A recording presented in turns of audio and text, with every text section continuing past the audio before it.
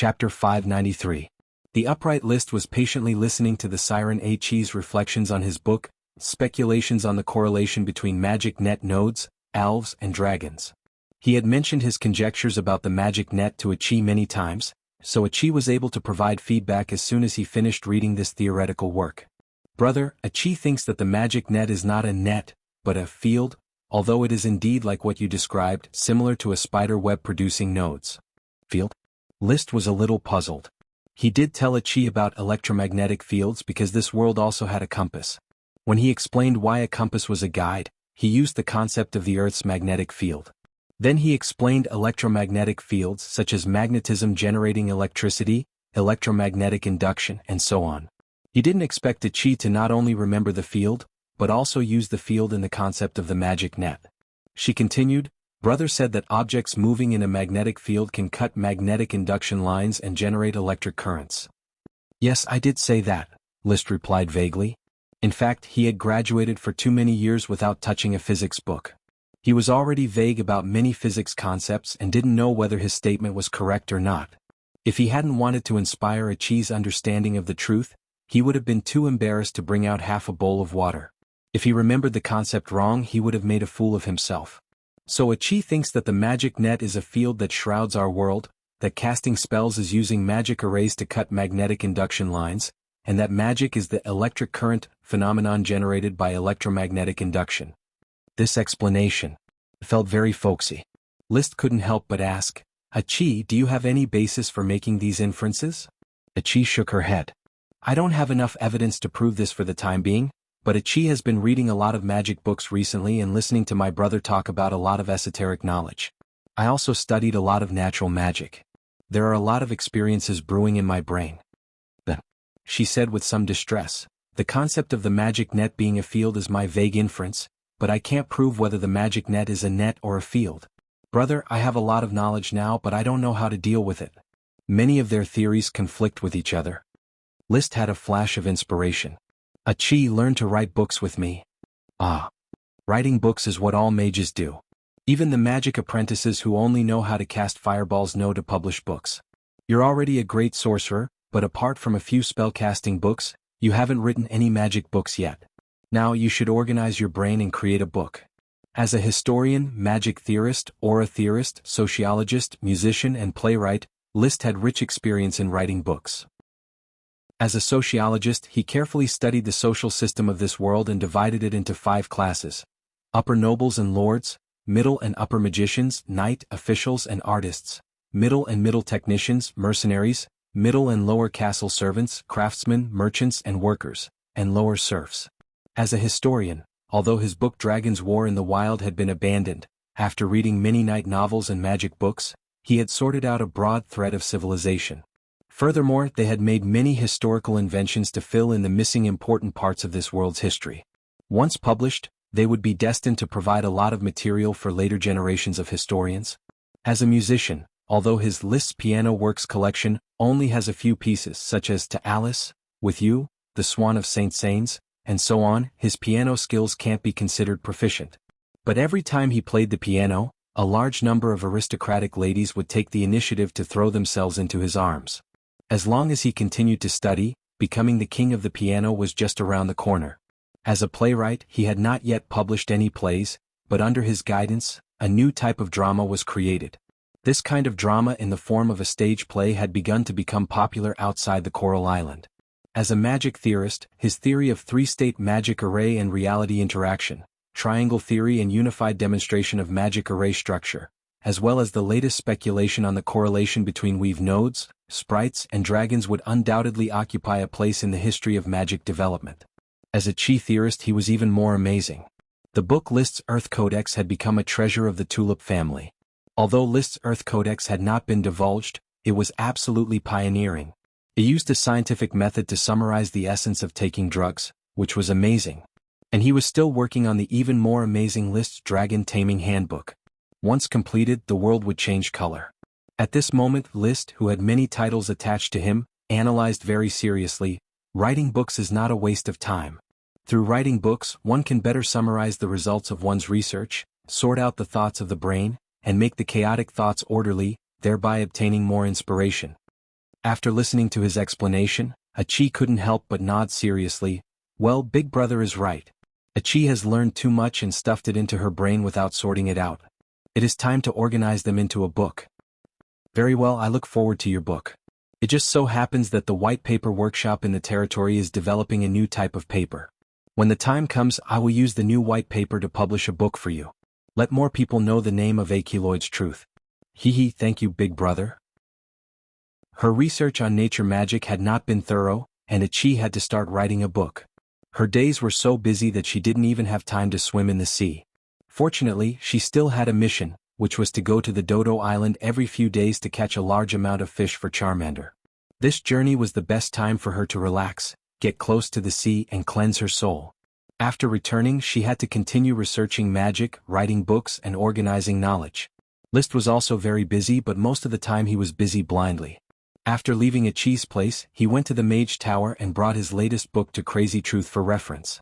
At the same time, he attached the topic of, is the magic net a net or a field? He was already too lazy to study it. Whether it was a net or a field, he simply left it to Achi and Crazy to figure out. As a magic theorist, he only needed to put forward a theoretical conjecture, and the rest was left to the magic experimenters to prove. Crazy knew very little about the magic net. This theoretical work shocked her greatly, so she buried herself in it, unable to respond for a long time. List didn't have time to waste here. He received a notice from Captain Costo that the sky ship Sunset, which had been repaired and transformed in the dock, was completely completed and was ready to be launched for an ocean trial. As a three-masted sailing ship, the Sunset would become the flagship of the Black Horse Island fleet for some time to come. Therefore, as a lord, List naturally had to personally participate in this ocean trial. The sailing route had long been determined. It would set off directly from the new port, go to the port of Coral City to stop for supplies, and then circle around Coral Island before returning to Black Horse Port to dock. Chapter 594. The Sunset was moored in the dock and was about to go on a long voyage. List rode the Chocobo Loki and looked at the sky ship with a length of 65 meters, a width of 19 meters, and 3 huge and thick masts erected. With the collapse of the civilization of the Sun's Child, this huge ship that soared in the sky in an unimaginable way has completely become history. When List salvaged it and decided to transform it into a sailing ship, it had already said goodbye to the past and moved on to a new future. Sir Lord, the current state of the Sunset, from what I know, is not inferior to the Palace fast-sailing ship. The speaker was Buck Driftwood, an apprentice shipbuilder. He came from a shipyard on Leather Island, the property of Marquis Ramirez White Glutinous Rice, who was forced to leave the shipyard for some reason. Then he was invited by the Tulip family through the caravan channel to settle in Black Horse Island and serve as the master of the shipyard. There were 3 families in the Grand Duchy of Sapphire that could build brigs: the White Glutinous Rice family, the Pineapple family, and the Sapphire family. There used to be the Marquis Bull family, which also mastered the shipbuilding technology of brigs, but now the Bull family has long since disappeared. Among them, the Sapphire family also mastered the method of building a 3-masted sailing ship, which was basically the world's top shipbuilding technology.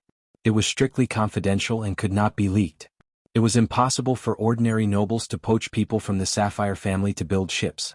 Even if they did take away the shipbuilder, they would soon suffer the wrath of the Grand Duke. Therefore, List could only ask his father Lee William to poach people from the White Glutinous Rice and Pineapple families. He could not poach a shipbuilder, so he poached an apprentice shipbuilder. This apprentice shipbuilder named Buck Driftwood was quite skilled and was responsible for presiding over the technical development of brigs. It was believed that it would not take long for List to master the technology of brigs. Coupled with the keel-fixing technology he got from Virginia Truth and the vertical sail technology he knew, he would definitely be able to build a high-quality sailing ship. With his rich experience in shipbuilding, Buck Driftwood also took over the heavy burden of transforming the Sunset from Captain Costo. After experimenting with new materials and new structures again and again, he finally completed all of the Sunset's modifications. I've studied Palace speedboats before. Those mortise and tenon structures are very complicated. I can't find the answers to many of the mortise and tenon techniques for bearing and operating weight. But the rubber glue of the territory can replace those mortise and tenon structures. The Grand Duchy of Sapphire was short of iron. All the boats were made of wood and there was no way to weld them, so they used mortise and tenon structures to build them. These mortise and tenon structures could not be understood with just a few observations. Barker wouldn't be able to understand even if he dismantled a royal ship and placed it in front of him. But the most important specialty of Black Horse Island, which plays an important role in shipbuilding technology, is rubber water. Materials bonded with rubber water were stronger than steel rivets. The solidified rubber water was resistant to fire, water, magic, and corrosion. In terms of the main keel, it still needs to be fixed by mortise and tenon structure, but the details can be replaced by rubber glue. Therefore, the Sunset's condition will not be any worse than the Palace speedboat. However, to develop three-masted sailboat technology, I'm afraid it will take time to research. Barker was about 35 years old and started working in the shipyard at the age of 15. He may not have any talent, but with many years of experience, there was absolutely no problem with his vision. The Sunset has reached the standard of long-distance sailing. Then let's go. Waiting for the Sunset to replenish its nautical supplies, List led a night squad and boarded the ship with Gort, Blair, Costo, and other officials. The wide deck. It felt wider than when he first rode the Taro family speedboat. The sea breeze blew, and the sailors immediately, under the command of the first mate and second mate, weighed anchor, raised sails, and rowed. The Sunset cut through the waves of the sea and slowly sailed out of the dock, from green water to blue water. The ship was very smooth and there were tables and cups on the deck. List could sit under a parasol and taste the fragrant coconut juice. At the top of the mainmast, a black tulip temperament fluttered in the wind. My lord, the Sunset is really magnificent. Such a sailboat is definitely not inferior to the Grand Duke's Palace speedboat. Gort held a fragrant coconut and said happily, "It is indeed very mighty, but I always feel that something is missing." List walked to the bow and said. Gort looked at the bow and suddenly realized, "I know, my lord, the Sunset's repair work is very perfect, but there is no bow image installed. If you want to receive the favor of the night's glory on the sea, you should install a sapphire dragon bow image at the bow." The sapphire dragon was the ruler of the Azure Sea, and its bow image was naturally popular. Bow image? List narrowed his eyes. He was not willing to install a sapphire dragon bow image. If it was to be installed, it should be a fire dragon bow image. But compared to the bow image, he preferred another tool to be installed on the bow, the ram. At present, there was only one navy in the Azure Sea, the Grand Duchy of Sapphire. It seemed meaningless to install a ram on a sailboat. There was no naval war. The small dinghies or oars produced by the land kingdoms simply did not dare to go out to sea. A wave would basically capsize the boat and kill the people. But List still decided to let the shipwrights study the ram after returning. If I can coexist peacefully with the Sapphire family, the ram will naturally be useless. But in case the Sapphire Grand Duke cannot tolerate me, a naval war is bound to happen. The ram may be a strategic advantage. He looked for Costo and Buck and described the armor to them. After you go back, you must carefully study the ram. Yes, my lord. The wide Sunset certainly could not compare with the Palace speedboat, which was the speed of an ordinary brig. It was already sunset when they arrived at the Coral City port from Port Town. The setting sun hung on the horizon. Looking from the port, it just so happened to reflect the black tulip flag. Levis, who came to greet List, looked at such a picture without much emotion. He did not know the meaning of the sunset. It was to commemorate the lost civilization of the sun's child. Since the sinking of the ship in the sky, the civilization of the sun's child had completely declined. List, is this the three-masted sailboat that you salvaged from the bottom of the sea? Levis saw List disembark from the Sunset and could not help but ask. It doesn't seem to be a three-masted sailboat of the Palace. The hull shape and style are very different from the Palace sailboat. Perhaps it is a shipwreck of the Magic Goat family from 100 years ago. Basically, only the hull is left, and the rest was repaired by me with rubber water. But it looks very good. It doesn't look like a shipwreck. The whole body has been polished, and many decayed materials have been replaced to make it look brand new. List said with a slight smile, it may not be comparable to the Palace speedboat, but it should be more powerful than the Tulip. At least from the outside it looks bigger. Levis flattened his mouth. The Tulip is an old ship for more than 10 years, it should have been replaced long ago. If it weren't for the fight with Mary and her son, I would have bought a more comfortable three-masted sailboat out of my own pocket. He had made a lot of money from cooperating with List in many industries. Therefore his tone was very big. He wanted to buy a three-masted sailboat that cost thousands or even tens of thousands of gold coins. List, who had long been in theft, had no interest in fighting over the family property. He looked at the dockworkers carrying the Sunset's cargo and was very pleased. With the sunset, we can pull at least 1,000 serfs per trip. You should buy a ship when you have money. With a ship, you can do big business. The family does have a plan to continue to buy a batch of cargo ships, mainly because the glass produced in your territory is becoming more and more popular. List: Loria has calculated that according to the current growth in sales, the glass business alone is enough to support the original tulip family. Originally, liquor was the most profitable industry in the territory, but now the glass business had far surpassed it. This was an exclusive business and an exclusive business with no cost at all. Let Loria be more relaxed. The Grand Duchy of Sapphire is, after all, a remote archipelago country with a small population and few nobles. The vast continent is the place to do business. Once I fully explore the glass technology and expand the scale of production, gold coins will be just a bunch of numbers. Haha, that's right. In the future, gold coins will be just a bunch of numbers to us. Levis was very excited as he imagined the beautiful blueprint. Father has not returned from Blue Dragon Island, grandmother doesn't like Madame Mary, Olvera has returned to Falcon Town, and Loria is not feeling well. Why don't we go directly to Gravel Castle? For what?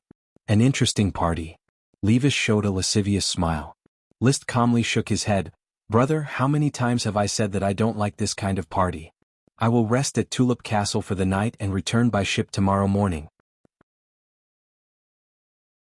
Chapter 595. Levis had his own social circle. The nobles of Broken Stone Castle and Beer Castle would basically be his future followers. Liszt didn't want to get involved, not to mention that he really didn't like promiscuous parties. He preferred to walk onto the dance floor and dance to the piano music. When they saw each other, they would hold hands and talk about life ideals. Instead of simply eating and drinking, there would be no feelings, only desire and no style at all.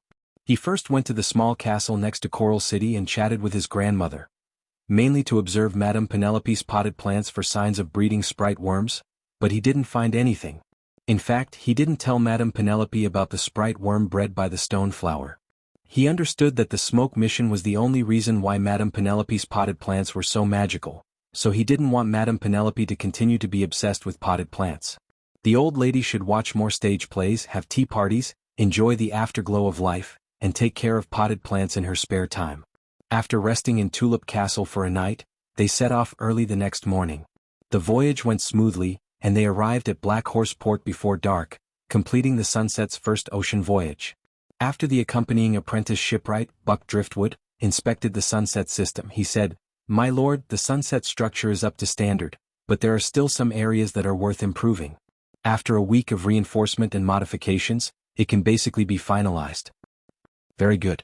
Liszt expressed his satisfaction and immediately chose the captain. The experienced Costo was the best choice. The crew was also the first batch of sailors in Flower Town. They had fought the wind and waves many times on the sea and knew how to handle bad weather. However, the Sunset probably wouldn't encounter bad weather. In order to match his flagship, Liszt gave the largest black pearl in his collection, the black pearl the size of a bathtub, to Chris, Elkson, and 2 other mages to make it into the most powerful wind pearl. In addition, a water-calming divine pearl made of pink pearls was also provided to the Sunset. The divine tempering beads made of gold pearls were also installed in Liszt's exclusive cabin. The Sunset's hull was wide and sturdy, so it had a relatively large tower building. It was a 2-story building made of wood. This tower building was Liszt's exclusive cabin. When he was on the ship, the tower would be equipped with male and female servants, so that he could still enjoy a full range of servant service while he was sailing. The only pity was that the divine warming pearl couldn't lower the temperature below 0. Otherwise, it could be used as a refrigerator to refrigerate a bunch of delicious food instead of putting it into the gem space. The gem space was not big. It was a spherical shape with a diameter of about 5 meters, about 65 cubic meters, the size of a single apartment. He had 4 space gems, but the total volume was no more than 260 cubic meters. Based on the 2.6-meter height of a residential building on Earth, it was only a suite of 100 square meters. World of Warcraft meat alone took up most of the space, and there wasn't much room to carry all sorts of delicacies. Of course, he was too greedy. Even a duke like the Sapphire Grand Duke, who ruled a country, probably did not have a space ring, and he had to go out on a simple voyage. He had 4 space gems. If he sold one at will, it would be absolutely easy to get the title of Earl. Those kings and dukes would never be stingy for a space ring. However, the space gem was related to the secret of the invisible dragon, and List was reluctant to expose it. In the next few days, the Sunset was moored at Black Horse Port for painting, renovation, and interior decoration. List returned to Flower Town and started his ordinary daily life. The only thing that was not ordinary was that 2 tulip worms were born one after another. One was golden and the other was bright red, both bright crystal like jade, extremely beautiful. After the contract, the number of sprite worms he had reached 47 to 5 of which were contractors with a chi. My family is getting fatter and fatter. Now it's up to you. Come on, little guy. Looking at the earlier tulip worm whose skin had begun to turn gray and its body was rapidly expanding, List was looking forward to it. The tulip worm, which was under great pressure, finally launched an attack on its destiny and entered the fat pupa stage, which determined life and death. Wow! Ella ran over. List suddenly reached out and grabbed Ella, who was about to approach the fat pupa tulip worm, and said, "Ella, you listen to me. From now on, you are strictly prohibited from approaching this box, and you are not allowed to touch the sprite worm. Do you hear me?" Ella twisted her body and screamed. However, List scolded her in his heart. She soon became honest, pouted her mouth, and reluctantly nodded in agreement. Go play. List was a little distressed, but he still hardened his heart and showed indifference. In order to stimulate Ella, he made it work hard. Ella flew back to her box, sulking. In another box not far away, Mickey was still amusing himself by counting the corn kernels. List encouraged the tulip worm in the fat pupa stage. He left the castle, went to the apple tree and lay down in a rocking chair to relax. Seeing Butler Carter coming over, he suddenly asked, "Mr. Carter, do you think this apple orchard should be transplanted to Thorn's Castle?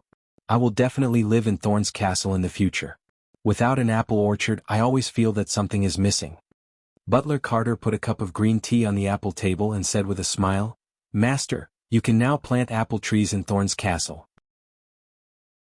When the castle's main body is built next year, the apple trees should be able to germinate and grow branches. In a few years there will be a new apple orchard. Unfortunately, there is no second apple sprite. An apple orchard without apple sprite worm stock is not perfect. Perhaps we can buy apple sprites from the outer islands," Butler Carter suggested. In the past he would never have had such an idea. However, with the increasing income of the territory, his boldness began to grow. Buying a sprite worm was a piece of cake. List nodded at once. "Well, have the caravan pay more attention. If there is an apple sprite worm for sale, buy it immediately." He decided to build an apple orchard in Thorn's Castle, in case one day an apple fell on his head. With a burst of inspiration, he might discover the world's gravitational force. While the days were leisurely, Count Lee William finally returned from Blue Dragon Island. On the day of his return, he summoned his followers to Tulip Castle for a meeting. He laid out the contents of this year's expansion order. The Grand Duke has contacted the Steel Ridge Kingdom. This year's expansion order war will begin in August. We will set off on July 20th and assemble at Oxhoof City. The expansion order war had been going on for hundreds of years. Whether it was earlier or later, or even if it was cancelled, it was nothing new. Therefore, no one raised any objections and directly jumped to the next step, the scale of the orders of chivalry as well as the distribution of the candidates. List sat in his chair looking relaxed. He wasn't interested in discussing. Chapter 596. The final result of the meeting was that Coral Island would do its best to participate in this expansion order, and the scale would be larger than the Battle of Ironhoof Island and the annihilation of Marquis Bull. Because many Earth Knights had been incorporated into the expansion order last year, nearly 1,100 Earth Knights could be sent to participate in the war this time. Among them, List would lead 60 Earth Knights and serve as the head of the Black Orders of Chivalry. However, his main task was still the sword battle, and the command of the Orders of Chivalry was directly handed over to Marcus. Before Emily grew up, Marcus was always his chief knight. The well-trained Blizzard Beast squad was about to appear in full. It was time to let the nobles of the Eagle Kingdom experience the horror of a big dog tearing down a house. The meeting was over. The nobles returned to their territories to prepare for the Orders of Chivalry. The departure was set on July 20th, and there was not much time left before the departure. Fortunately, he had prepared beforehand, so List was not too busy and still lived a routine life. He went to the volcano of Dodo Island twice and squeezed the little fire dragon Leo to improve his strength. Then he paid Leo to a chi to deliver food every few days, so that the little fire dragon would not starve to death when the war came back. "Brother, rest assured, a chi will take good care of Leo. I take care of them too. Achi suddenly thought of something. Brother, are you going to take Rose with you? Rose can protect the fleet in the sea. Rose, forget it, let her accompany you. List did not intend to take the colorful whale Rose with him.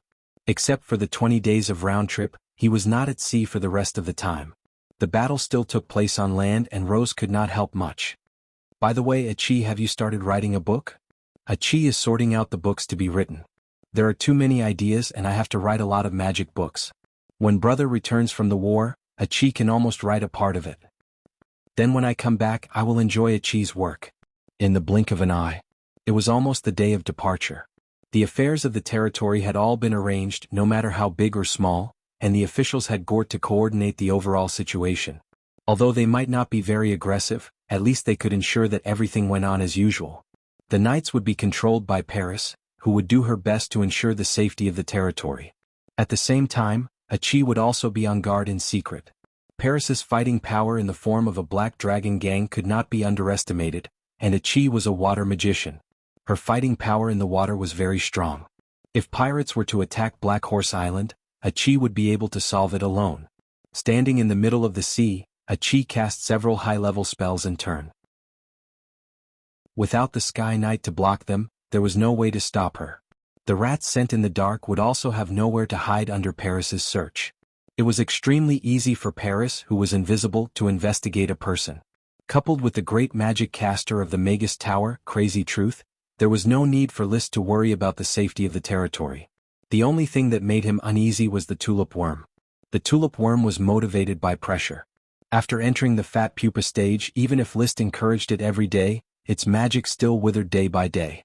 When he was about to set off, the fat gray tulip bug's magic power was already faintly discernible.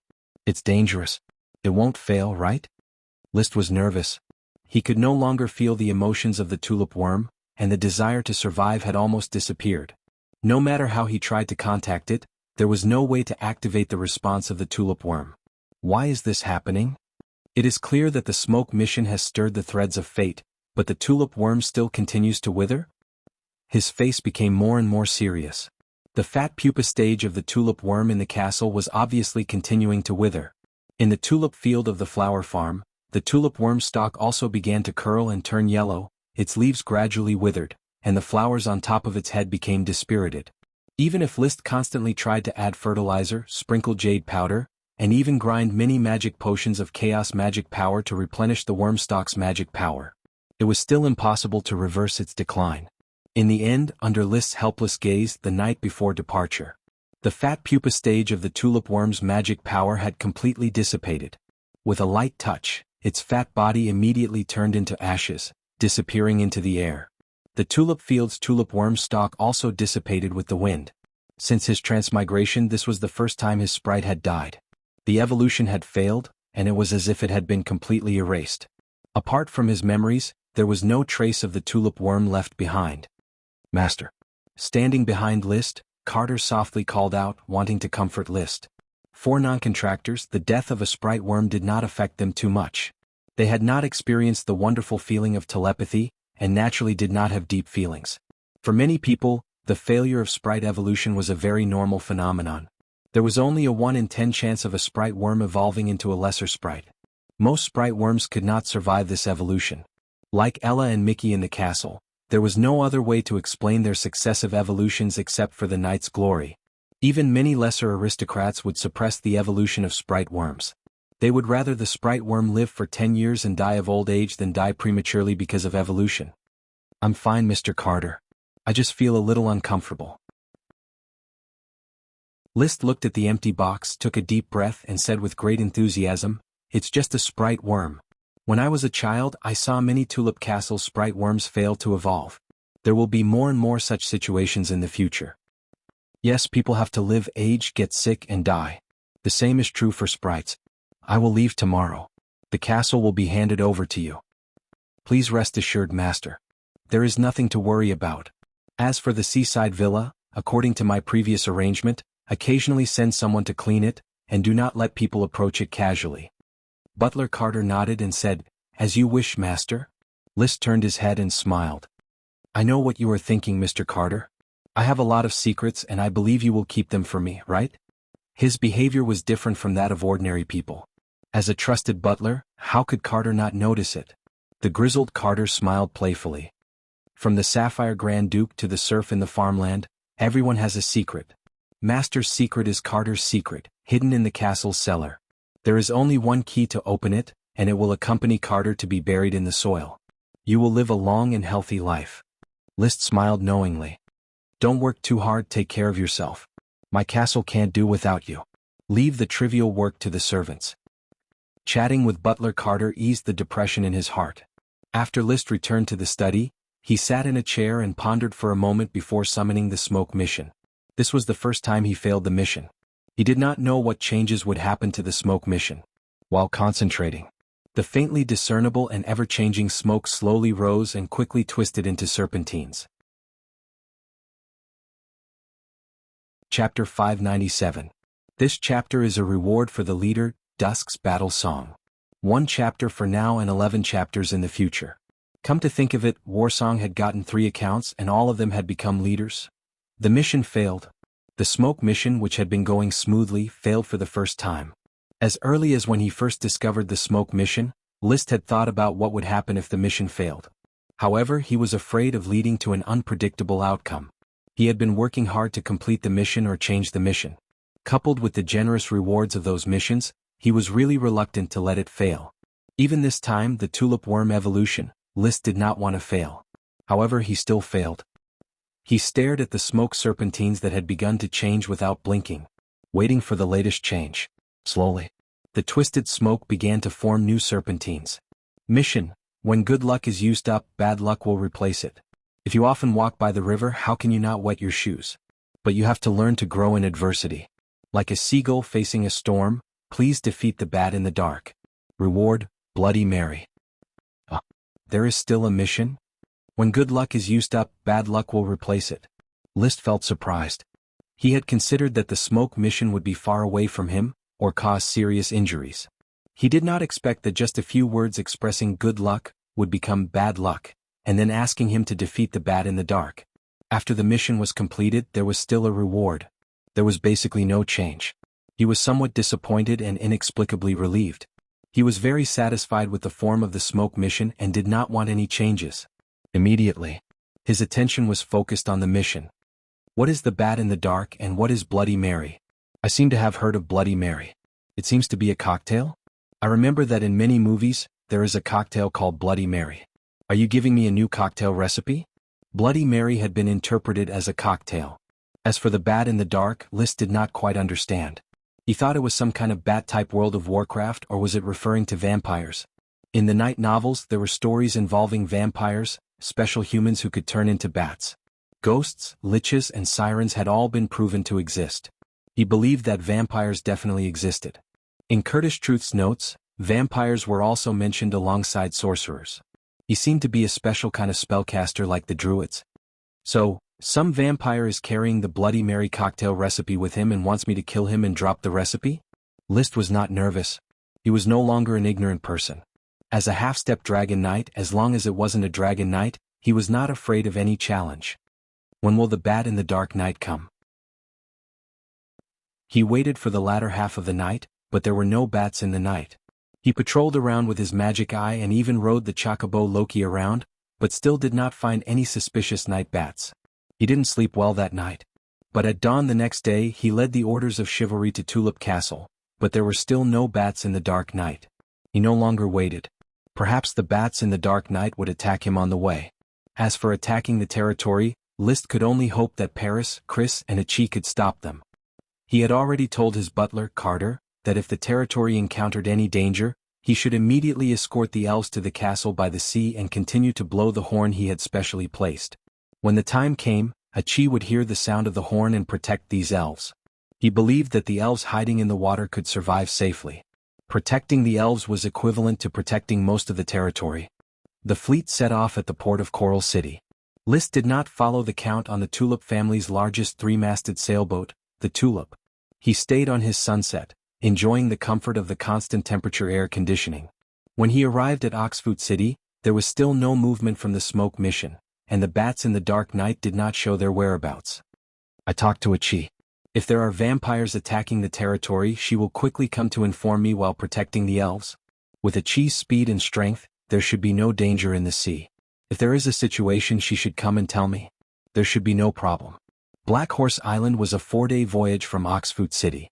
With Achi's speed, she could arrive in half a day. Even from Black Horse Island to the mainland, it would not take more than a day. Therefore, if Achi did not appear, he was not worried about the territory. The port of Ironhoof City was very lively, and almost all the nobles of the Grand Duchy participated in the development order. The fleet of the great nobles was so dense that the entire port was packed. The Count was going to attend a meeting. List did not know many nobles, so he just wandered around Oxfoot City. Shortly afterward, he heard that there was a trade of sprite worms in the trading market of Oxfoot City. It was rare for the nobles in the country to gather together, so he naturally could not waste this opportunity. List, who was feeling bored, would not miss it either. He put on a mask and pinned a special dried tulip flower to his chest to resist the stench of Oxfoot City, and led his servants into the market. "Viscount List, it really is you." List was strolling in the market when someone suddenly greeted him. He turned around and saw that it was the son of Jonas Moongrass, Count of Moonlight City, Jobs Moongrass. "Sir Jobs, are you also shopping in the market?" "Yes, I'm going to see if there are any sprite worms to trade." Jobs was a gregarious man, and he immediately introduced List to several of the young men with him, the scions of the Blue Blood Alliance. Unlike the feudal nobles, the noble children of the Blue Blood Alliance would basically go to the battlefield when they reached adulthood. Although the death rate was relatively high, the speed of promotion was much faster than that of the feudal nobles. Basically, their resources were either rewarded by the Grand Duke or plundered from the battlefield. The proportion of income from the feudal business was very small. The Blue Blood Alliance and the feudal nobles were not a social circle, and the young nobles rarely communicated with each other. However, List, as the youngest Sky Knight in the country, was first-rate in intimidating people. The young aristocrats who were with Jobs bowed politely. List also politely returned the greeting without appearing arrogant or enthusiastic. After exchanging a few words, they went their separate ways and did not communicate further. List continued to look for sprite worms in the market, but there were too few worthy sprite worms. It was rare to see a barley worm that had not yet been contracted. The seller asked for 4,500 gold coins and refused to budge. 4,500 gold coins to buy a barley worm was very foolish. Even a sprite worm that could be used to grow potions was not necessarily worth this price. List did not insist. He did not have a barley-type potion, and buying it would be a serious loss. Moreover, the death of the tulip worm also alerted him that getting the smoke mission did not mean that his sprite worm had no chance of evolution failure. He even decided to give up the plan to stimulate Ella. The evolution of a sprite into a greater sprite also had a high probability of failure. Although it would not die like the tulip worm, it would certainly suffer a great loss of vitality and shorten its lifespan. So he wanted to let nature take its course. He no longer thought of interfering with the evolution of the sprites. He just tried to provide them with pheromones as much as possible to help them increase the probability of successful evolution on their own. In the evening, he followed the Count to attend the banquet held by the eldest prince. Chapter 598. The Port of the Iron Shoe City. It was still noisy and lively in the middle of the night. The knights who were bored during the voyage were still making noise in the port, gambling, drinking, or getting off the ship to have fun in the city. List, on the other hand, was sleeping soundly in the tower. According to the usual practice, no matter how drunk he would take a bath first before returning to his room to sleep. Today, for some reason, he was so drunk that he directly fell asleep. Outside the cabin, servants were on duty. There was also a team of knights patrolling back and forth, always on guard against the situation outside. Of course, more knights were drinking and playing finger-guessing games in the lower cabin, but they did not dare to make too much noise for fear of disturbing List's sleep. A sailor who woke up at night groped his way to the toilet in a daze.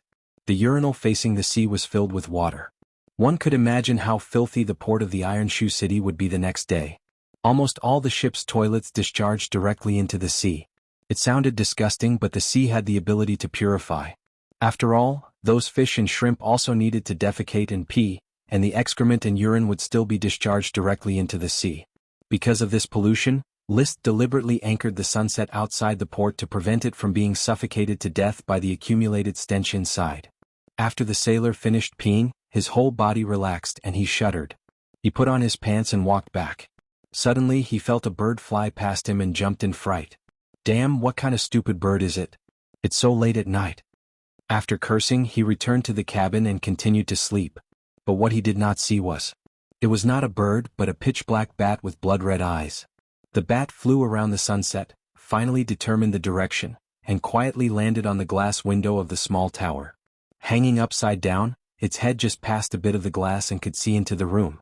This was not a special bat, only the size of a palm, but its blood-red eyes were particularly spirited. Then he looked around the interior of the house. There were 3 servants in the room, 1 male and 2 female. The 2 female servants seemed to be reporting something to the male servant. Then the male servant nodded, indicating for the 2 to continue. He himself took out an iron from the cupboard, filled it with charcoal, and waited for the iron to heat up before ironing the clothes. The bat watched for a while, then dropped to the ground. It flapped its wings and moved to another window. After changing rooms a few times, it finally chose a room and crawled in through the gap between the door and the floor. The room was very dark. There was no light, but it was chilly. The temperature was much lower than outside. This caused the bat to stare blankly as if it did not understand why the room was so cool. But it didn't care too much about it. Instead, it flew up and flew towards the bed. He circled around the bed twice as if trying to determine if the person sleeping on the bed was really asleep. Seeing that the sleeping person was covered in the smell of alcohol and breathing evenly, it flew away from the bed in satisfaction. In the next moment, the bat on the edge of the bed suddenly emitted a scarlet light. As the light flickered, it had already transformed into a woman with a voluptuous figure. She was not tall, and she was dressed in a tight black leather shirt and pants. His pale face and pitch-black hair could be vaguely seen in the dark room.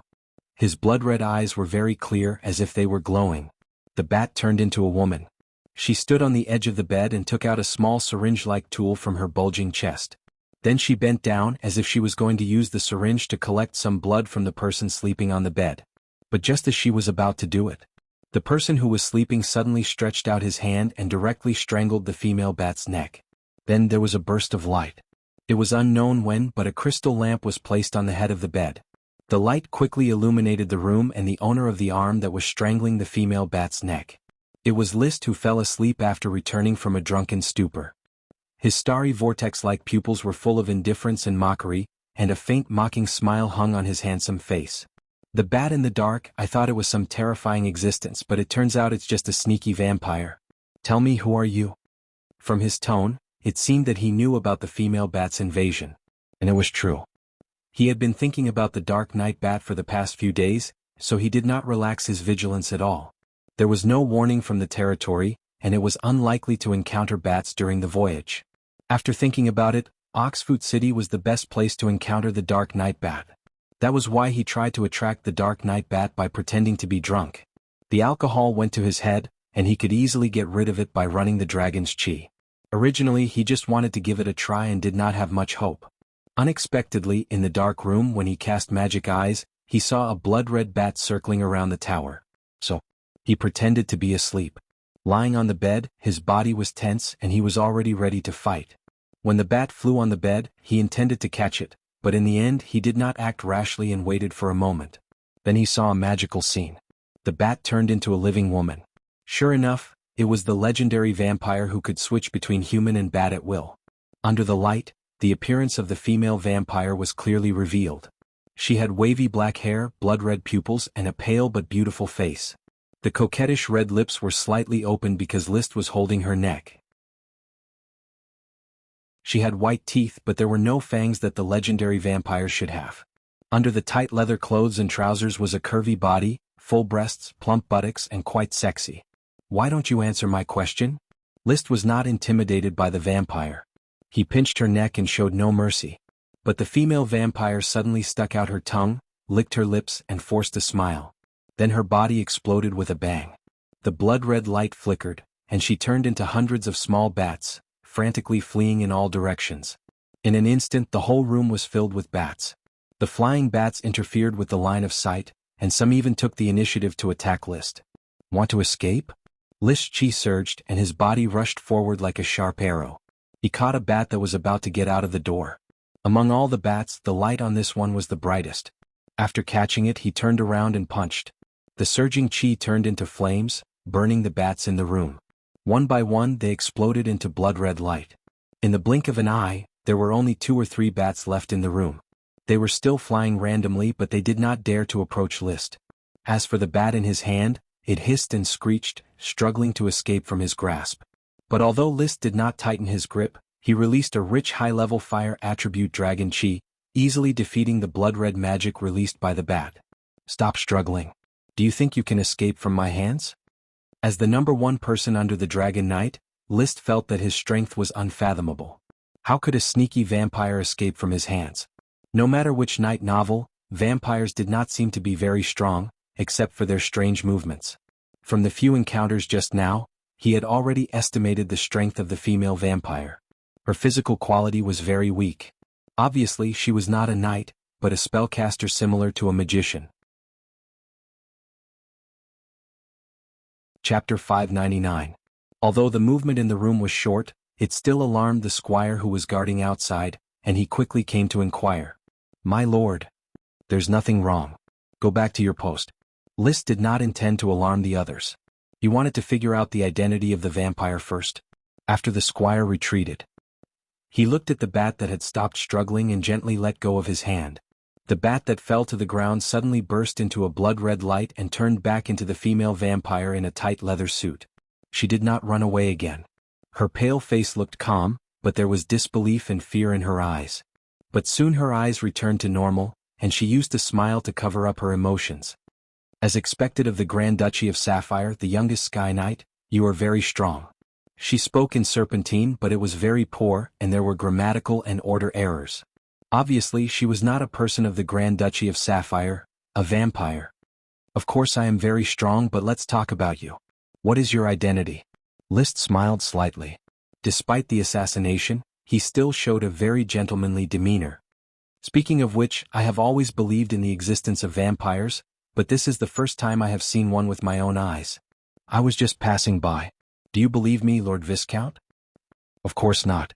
From before you entered the door to after you entered the door, all your movements were in my field of vision. So why not be more straightforward and tell me your identity and intentions in detail? I will consider whether to kill you or let you go. But it's true that I was passing by, smelled good blood, and came here to find Lord Viscount," before the voice died away. List reached forward and grabbed the female vampire's neck again. His face was calm, but the strength of his hand was getting stronger and stronger. "I am usually a very patient person, but I didn't take a bath tonight. I feel uncomfortable all over, so my patience is not very good. If you don't say it, I will lose my patience and crush you directly." The female vampire wanted to speak, but because her neck was being strangled, she could not speak.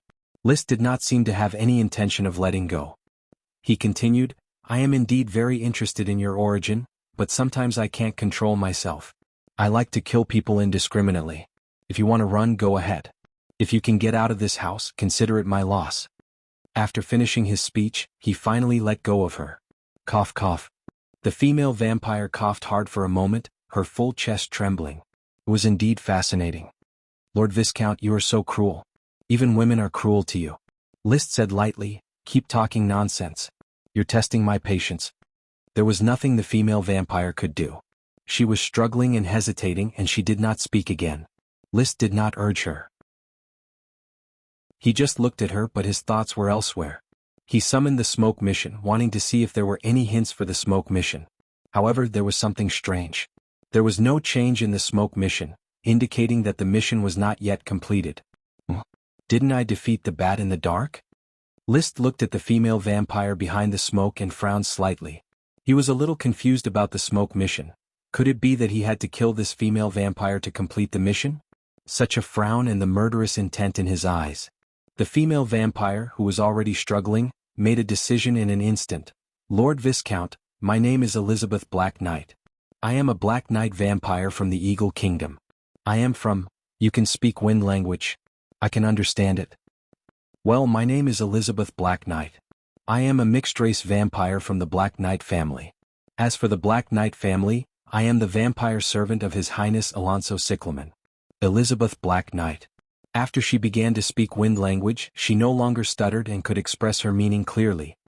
Alonso Cyclamen? List had heard of this name.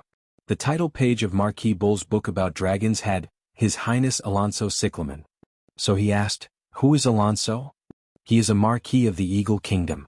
His surname is Cyclamen, but he is also one of the Dragon Knight of the Eagle Kingdom. I don't know much about him. I haven't even met him. I am just a mixed-race vampire. My position in the Black Knight family is very low. Tell me about the Black Knight family vampires, and your intentions for coming here." "Of course I can tell you, Lord Viscount, but I have a condition." "Sorry, I don't like to negotiate with captives." "Don't, Lord Viscount, listen to me. I am a mixed-race vampire. My heart is held by a pure-blood vampire. The heart is the biggest weakness of vampires. Without my heart, I am no different from being dead. If you help me get my heart, I will completely surrender to you." As she spoke, Elizabeth gently stuck out her tongue and licked her red lips. "When the time comes, I will listen to whatever you want to do." The female vampire under the light was very tempting. Although List's soul was no longer that of a young man full of vigor and vitality, his body was still that of a young man. He could not help but feel hot. Fortunately, he immediately activated the dragon's fighting energy and suppressed the heat. His expression did not change. "I don't care for vampires who only dare to sneak in the dark. However, I am very interested in pure-blood and mixed-race vampires. By the way, how do you differentiate them? From what you said, it seems that you are not the only vampire in the vicinity. Pure-blood vampires are vampires whose blood has been highly refined and completely integrated with blood magic. Blood magic is a special branch of dark magic. It can be passed down from generation to generation in the family, but the fertility is very low. Mixed-race vampires are vampires whose blood has not been integrated with blood magic. We are all vampires who have been converted from humans. So, you were holding a needle just now, and it seems that you wanted to turn me into a vampire?" "It was an order from Tubert Black Knight. He wants to turn you into a mixed-race vampire and make you his subordinate." Elizabeth continued, "Lord Viscount, you are very powerful. As long as you kill him, I will definitely pledge my loyalty to you and tell you all your secrets." "Why should I believe you? In fact, I have enough methods to make you surrender, beg for mercy, and tell me all your secrets. Now I will give you two choices. 1. Refuse to cooperate and I will kill you. 2. Cooperate, and if you perform well, I may help you kill Tubert Black Knight." He could see a flash of hatred in Elizabeth's eyes when she spoke of Tubert. Of course, he could not rule out the possibility that she was deliberately putting on an act. After thinking for a moment. Chapter 600. It had been a year and a half since the dragon-slaying incident. During this period, the Grand Duchy of Sapphire had issued a development order and was preparing to issue a second one. Everything seemed unaffected. But unexpectedly, List was once again involved in the aftermath of the dragon-slaying incident. An active Dragon Knight of the Eagle Kingdom, Marquis Alonso Celeste, sent his vampire servant to Ironhoof Island to search for the missing great magician of Goat Gathering to find out the truth of the dragon-slaying incident. It seemed that he was the shadow behind Marquis Bull in the dragon-slaying incident. Unfortunately, Elizabeth Black Knight was only a mixed-blood vampire. She was transformed from a human by the pure-blood vampire, Tubert Black Knight. According to her own words, she was only at the level of an ordinary magician during the day. The sunlight would strongly interfere with blood magic. At night, the power of blood magic was greatly increased. Her strength could reach the level of an archmage. Moreover, she could transform into a bat and sneak into many places to complete her mission quietly. Tubert is a core member of the Black Knight family. His wife is a native pure-blood vampire. He is a foreign pure-blood vampire who was transformed from a human and gradually upgraded to a pure-blood. At night, his strength is roughly equivalent to that of a Sky Knight who has reached the level of perfection. Elizabeth explained in detail. Vampires could be said to be a spellcaster profession. They could also be said to be a completely new species. Most vampires were mixed bloods. They were humans who were transformed through a ritual to supplement the number of vampires. The inner circle of true vampires was very small. They were all made up of purebloods. Most of them were native purebloods born between vampires. A small number of them were foreign purebloods who were transformed from humans and upgraded. The birth rate of purebloods was low, but their strength was tyrannical. I don't know about the core members of the Black Knight family. I only take orders from Tubert. He holds my heart. This time, Tubert brought 5 mixed bloods to Ironhoof Island. I am one of them. As long as you kill Tubert and get his heart, you can order the 5 of us mixed bloods. He had heard many secrets. List remained expressionless as he calmly asked, "Since Tubert is a perfect Sky Knight, Why do you think I can kill him? I'm just a normal Sky Knight who just advanced. This was the truth. Although he had become a Dragon Knight and his Do-Chi had gradually changed into Dragon Do-Chi, it was still an ordinary high-level Fire Do-Chi. It was not perfect. The exact classification of a Sky Knight should be the same as that of an Earth Knight, which was divided into ordinary and elite. However, because the gap was too big, there was an extra level of Sword Saint. A Sword Saint who was known as a Sword Saint was more of an honorary title. If a high-level warrior's energy was not perfected, then he would be an ordinary Sky Knight. If he had perfected high-level warrior's energy, then he would be a perfected Sky Knight. There was no such thing as a high-level Do-Chi that belonged to the Sword Saint level. Sword Saint was a title that relied on one's own strength, and it was between ordinary and perfect. That was why List could call himself an ordinary Sky Knight if he had not perfected his advanced Chi. Elizabeth licked her lips. It was unknown whether it was intentional or not, but there was always some temptation. If I hadn't experienced it myself, I wouldn't believe that Lord Viscount is so powerful. But I can't even release blood magic in the hands of Lord Viscount. I feel that the Do-Chi in your body has a terrifying restraining effect on blood magic. Her blood-red eyes were very bright. I once fought with a Sword Saint. Although I couldn't beat him, he couldn't catch me at all. Even Tubert couldn't catch me easily. But Lord Viscount, you can catch me effortlessly. Your strength is far greater than what I heard. I am willing to take a gamble. As she spoke, she revealed a trembling expression again. The Black Knight family is very terrifying. I used to be just an ordinary magic apprentice. It was Tubert who found that my blood was suitable for blood magic and forcibly turned me into a vampire. I hate vampires, I hate the Black Knight family, and I hate Tubert even more. Her expression was vivid, as if there really was an unforgettable fear and hatred. But List could be sure that Elizabeth was indeed acting, and her expression was a little overboard.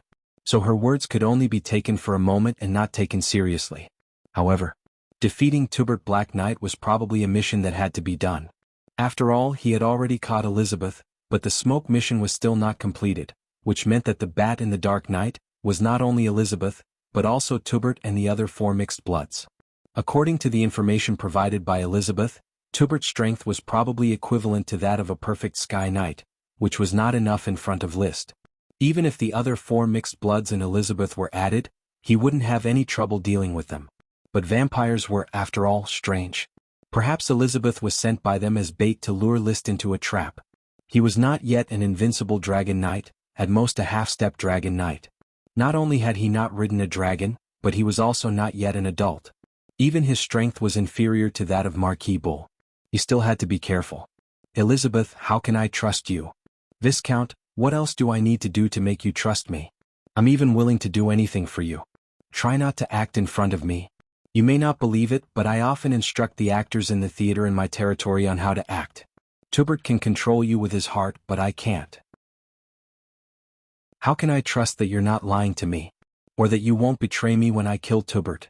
Elizabeth's eyes lit up. Viscount, have you decided to kill Tubert? List smiled as if he was talking about something trivial. If you can make me trust you, I don't mind killing a few bats. He took a deep breath and his plump chest swelled up a little more. Elizabeth extended her right hand and gently scratched her left wrist with the nail of her index finger. Immediately, a wound appeared and blood began to flow. Of course, she was not cutting her wrist to commit suicide, but using blood magic to extract her own blood, which was the size of a fist, sticky and glowing. Her pale face was even paler, and the blue veins under her skin could almost be seen. She held the blood and handed it to List. Viscount, this is the blood that I've fused with blood magic for many years. Although I won't die without it, I'll lose almost all my magic and the potential to advance to a pure blood. I hope this will make you trust me. In the vision of the magic eyes, the blood was wrapped in rich red magic power, and the magic light on Elizabeth's body was dim and almost extinguished. After a few seconds of hesitation, he reached out and took the blood. Chapter 601. This chapter is titled, Forget About Giving a Name. Thank you very much. Tubert is very cautious. He never reveals his whereabouts, but my mission tonight is to extract your blood. As long as I contact him, he'll definitely appear. Pure-blood vampires have almost no weaknesses other than their fear of light. His bat transformation was at a high level, unlike my bat transformation where only one was my real body. Every bat of his was his real body. If you can't kill these bats quickly, he'll be able to escape.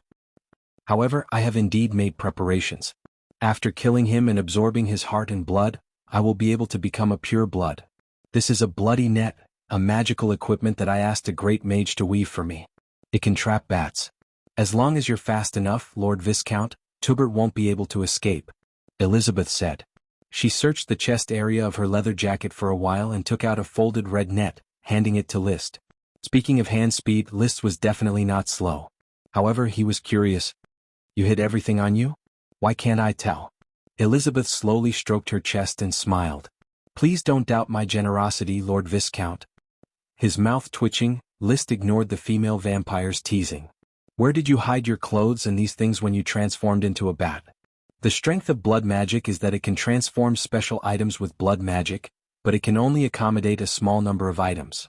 I spent a long time refining this net of bloody light with blood magic before it became my personal possession. Interesting. What other items do you have? He's a mixed blood vampire. How could he have so many personal items? I only have the crimson net, which I secretly refined to deal with other vampires. The other blood extraction needle was given to me by Tubert, while Elizabeth said in a resentful tone. List did not force her. He simply said, if that's the case, you can leave first. I'll change my clothes and go with you to kill Tubert. Go early and come back early. I still have to shower when I come back. It's uncomfortable. He chased Elizabeth out of the door.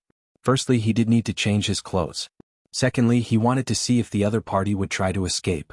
Trust was impossible. Before confirming that his blood could restrain his opponent, it was actually a competition of acting skills. Elizabeth transformed into a bat and hung outside the door. The eye of magic could see her dim magic light. Until List put on the mithril armor, Elizabeth did not escape. He looked at the viscous blood on the table and suddenly thought of something. He quietly put the blood into the gem space. The gem space could not contain living things as it would destroy the soul, but it had no problem maintaining the physical body. This blob of blood clearly did not have a soul, so it should be fine to put it in. As for what to do if there was a problem, he hadn't thought about it yet. It was just a flash of inspiration. However, the result was good. Elizabeth had no problems. When she saw him coming out, she let out a soft shriek and signaled for List to follow her. List remained unmoved. Instead, he had the retainer knight bring a pen and paper and wrote a simple letter. Give it to Captain Marcus and have him deliver it to my father. After sending away the retainer knight and bringing the chocobo Loki, he signaled Elizabeth to set off. Elizabeth was stunned. She did not know why List wrote the letter, but she did not ask. Instead, she flapped her wings and flew into the night. List rode on Loki and followed behind the bat, flying into the night. After flying for about half an hour, the bat landed. She transformed back into a female vampire and gasped. Without blood, my magic is almost exhausted. I hope Lord Viscount can protect me in the battle.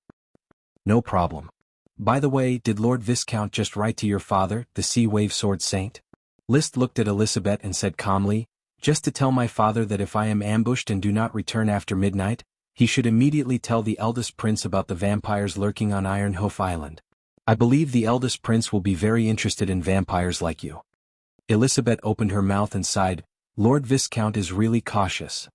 You have the Dragon Knight behind you, and you are also involved in the dragon-slaying incident, so you can't be too careful. Well, don't talk nonsense, hurry up and lure Tubert out. After killing him, I have to go back and take a bath. This was another forest. The moon hung high in the sky, and the hazy moonlight made the forest look gloomy. The surroundings were filled with shadows that blended into the darkness, and coupled with the rustling sound of the wind blowing the leaves, it was particularly terrifying. List, who was hiding on the side, was constantly using magic eyes and keenly observing the surroundings. He did not trust Elizabeth, so after Elizabeth chose a meeting place, he forcibly changed to another forest. Since they were all meeting in secret, of course he had to choose a place where it was impossible to set up an ambush so he could rest assured. At this moment, Elizabeth cast some kind of unknown blood magic. Then he quietly waited in place. 20 minutes later, List saw a string of red light flashing in the sky, and when the light became clear, he was surprised to find that it was a string of blood-red bats. The bats quickly flew in front of Elizabeth, circled around, and then combined into a tall man wearing a black mask and a red cloak.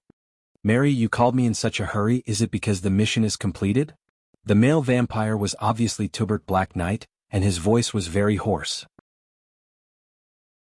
"I'm sorry, Lord Tubert, the mission failed and I was also seriously injured by List, but I barely escaped," Elizabeth replied weakly. This was a well-established routine, using the shock of the mission failure to divert Tubert's attention, thus creating an opportunity for List to attack. However, at this moment, List did not come out because he heard Tubert actually call Elizabeth Mary. He did not know which was her real name, and it seemed that this female vampire had been lying to him, or perhaps Mary was the reward of the smoke mission, Bloody Mary. In the next moment, Tubert had already slapped Elizabeth's face, causing her to fall to the ground.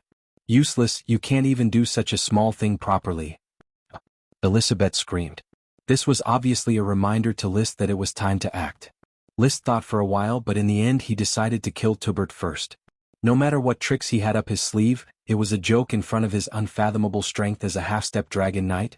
No one knew how strong he really was, and even if he had a plot, it would be aimed at the ordinary Sky Knight List, not the Dragon Knight List. Boom. Suddenly, List rushed out of the thicket, heading straight for Tubert. Imbued with a large amount of dragon's fighting energy, he had already used the Scorching Sun stab. The dragon's fighting energy turned into flames and instantly pierced Tubert, who had not yet recovered from his shock. Under the attack of the Dragon Knight, no matter how fast the vampire's reaction was, it was still slow.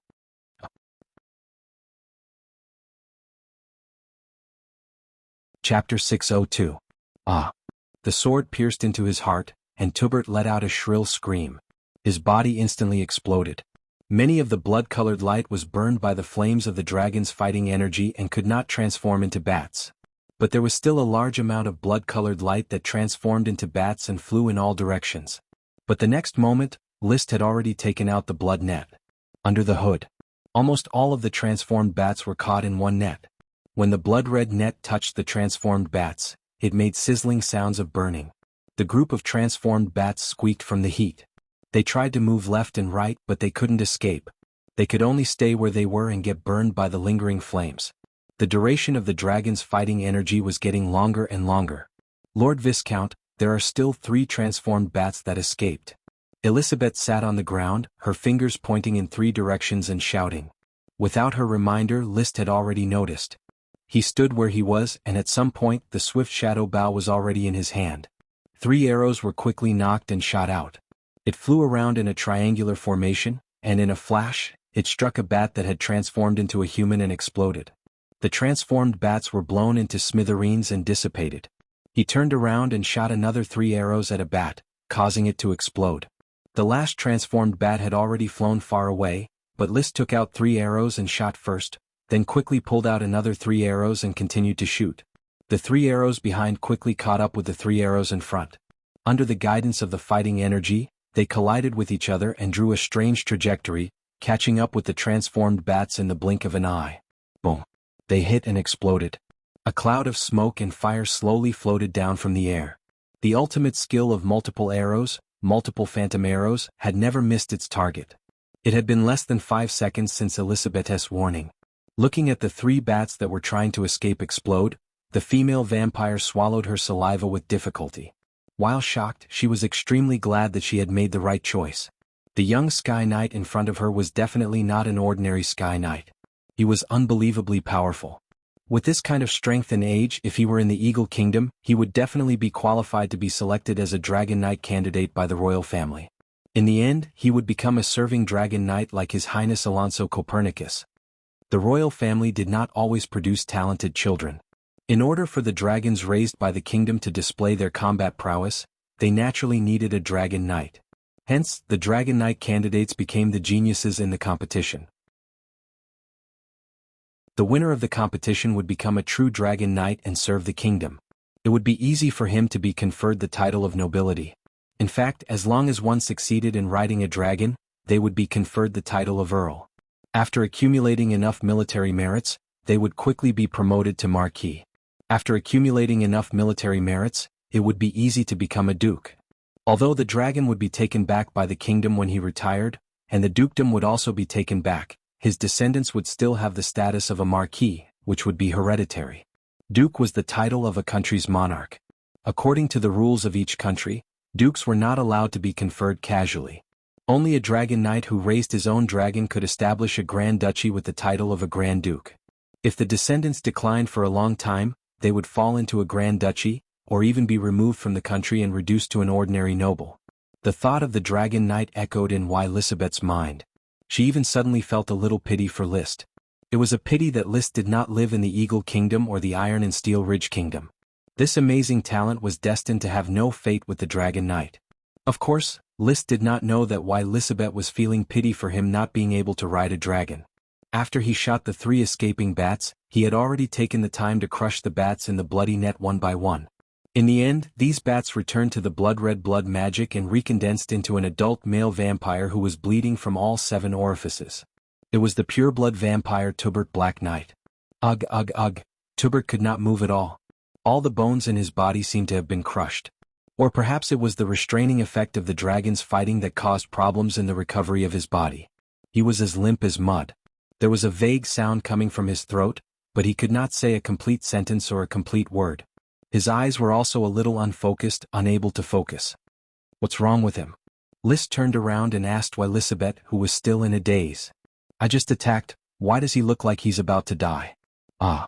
Lisbeth came back to her senses and stammered, Maybe you hit him too hard, Lord Viscount.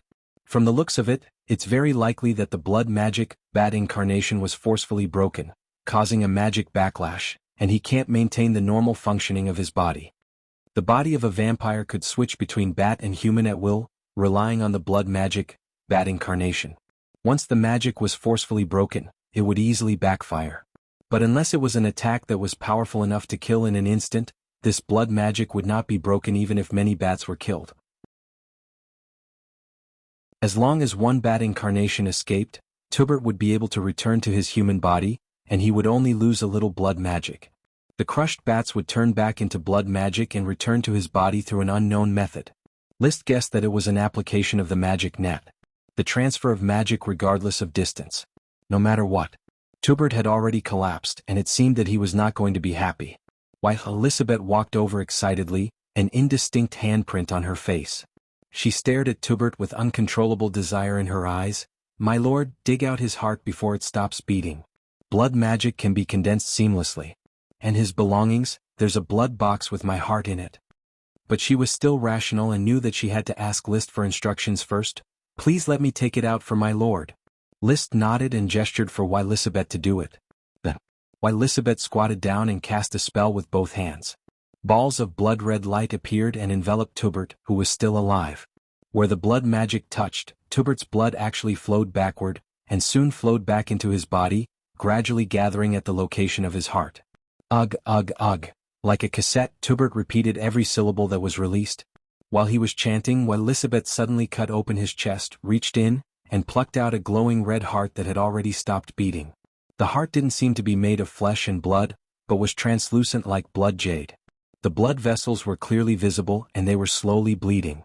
When the blood jade heart was pulled out, Tubert's unfocused eyes suddenly flashed, and the muscles of his muddy body twitched. He slowly raised his arm as if trying to stop Lisbeth from plucking his heart. But that was just the final radiance of the setting sun. Halfway through, his muscles relaxed and his arm instantly drooped, completely dead. While Lisbeth didn't slow down at all after the heart was plucked out. While the body hadn't cooled down and the blood magic was still lingering in Tubert's body, she continued to cast blood magic. She magically took out several belongings from the inside pocket of Tubert's windbreaker. Finally, she slowly took out a long box. She couldn't wait to open the box. Immediately, a blood-red light flickered and 5 blood jade-like hearts were arranged in the box. Just as she was about to use her hand to take out her heart, a voice suddenly rang out. A light cough came from behind her. Lisbeth was stunned. She turned around with an embarrassed smile on her face. My lord, this is my heart. Chapter 603. A vampire's heart was similar to a lich's phylactery. However, a lich's phylactery was a coordinate that led to the real world, while a vampire's heart was the core of life. List put away the 5 hearts in the long box, including Tubert's heart. He did not trust vampires. However, he threw the ball of blood back to Lisbeth. Tubert is already dead. I was going to ask him a few questions. Now that the pure blood is dead, how are we going to contact the other 4 mixed vampires? As long as you squeeze the heart, they will sense it and come to see you. With the heart, we are all your vampire servants. While Elizabeth quickly changed her attitude after List took control of her heart. She became gentle and obedient. She obviously understood that List had become her master. Take all of Tubert's belongings. Let's go back first. Otherwise, my father will probably go talk to the prince. List whistled and summoned the chocobo Loki. Why, Elizabeth had already absorbed the ball of blood into her body. She smiled charmingly. My body is still weak. Sir, do you mind if I ride on your mount? I'll be straightforward. Why, Elizabeth, your tricks are useless against me. Do you understand? There are many noble ladies in the Grand Duchy who wish to share a night with me, but not many of them are worthy of my attention. So, being a vampire servant is the most reasonable choice. With that, List mounted the bird and galloped towards the port of Iron Shoe City. While Elizabeth stomped her feet. She was angry and frustrated, but there was nothing she could do. She could only transform into a bat and chase after the chocobo. After returning to the sunset, List first went to the tulip to meet with the count. Is it settled? It was easier than I thought. It was just a bat that couldn't see the light. Unfortunately, I was too heavy-handed and killed Tubert Black Knight. He also had 5 mixed blood subordinates. They're basically my vampire servants now. Maybe I can get some secrets out of them. List gave a simple account of what had happened. The arrival of the vampires was not an isolated incident. It had already affected the internal stability of the Grand Duchy. I didn't expect vampires to actually exist and hide among us. The Earl pondered for a moment and said, let's pretend that this never happened. You need to restrain the 5 vampires. Don't expose them at will. We don't need to worry about the Grand Duke. I understand. By the way, why didn't you bring Elizabeth here? Let me see what a vampire looks like. She can even turn into a bat. William was curious. I'll bring her to you after we set sail. A vampire turning into a bat is indeed quite magical. They didn't talk for long. After getting the Count's suggestion to downplay the matter, he returned to the sunset. Elizabeth Black Knight was in his room, playing with the belongings she had seized from Tubert. There were 5 items in total. A shiny silver dagger. Why, Elizabeth knew it very well. My lord, this dagger is called Silver Oath. It's one of the magic equipment passed down in the Black Knight family. It can increase the power of blood magic. For vampires, it's a top-notch equipment for night assassinations. A set of clothes including a black cloak with a red background, and a tuxedo similar to Frack Abier. This set of clothes was similar to Elizabeth's tight leather jacket and trousers. It was just an ordinary magic equipment that could change with the wearer and could only provide a small amount of defensive attributes. An item that looked like a book. Elizabeth also knew it. This book is called Reincarnation Ritual. It has only one function. Using blood magic, it can boil a person's blood and gradually transform them into the cold-blooded vampire. It's the same set of items as the blood-drawing needles you confiscated. I used this reincarnation ritual to transform from a mage to a vampire. She stroked the cover and fell into a brief moment of reminiscence. Then she came back to her senses and picked up the 4th item. I've never seen this mirror before, but I feel that it should be a protective item. It can probably resist sunlight and restrain light magic. Finally, she picked up the 5th item. This item was a red mask. I often use this mask. It's called Blood Mask. Every time I take back my heart for a short period of time and start training under Tubert's supervision, I will wear it. It can calm the hot and dry elements in a vampire's blood and keep the blood cool. The blood of vampires is cold. Sunlight or light magic would make it warm and boil, thereby consuming and interfering with blood magic and greatly reducing their strength. After knowing the function of each item, List took them away from Elizabeth one by one, ignoring her resentful gaze. I heard Tubert call you Mary. Is that your real name?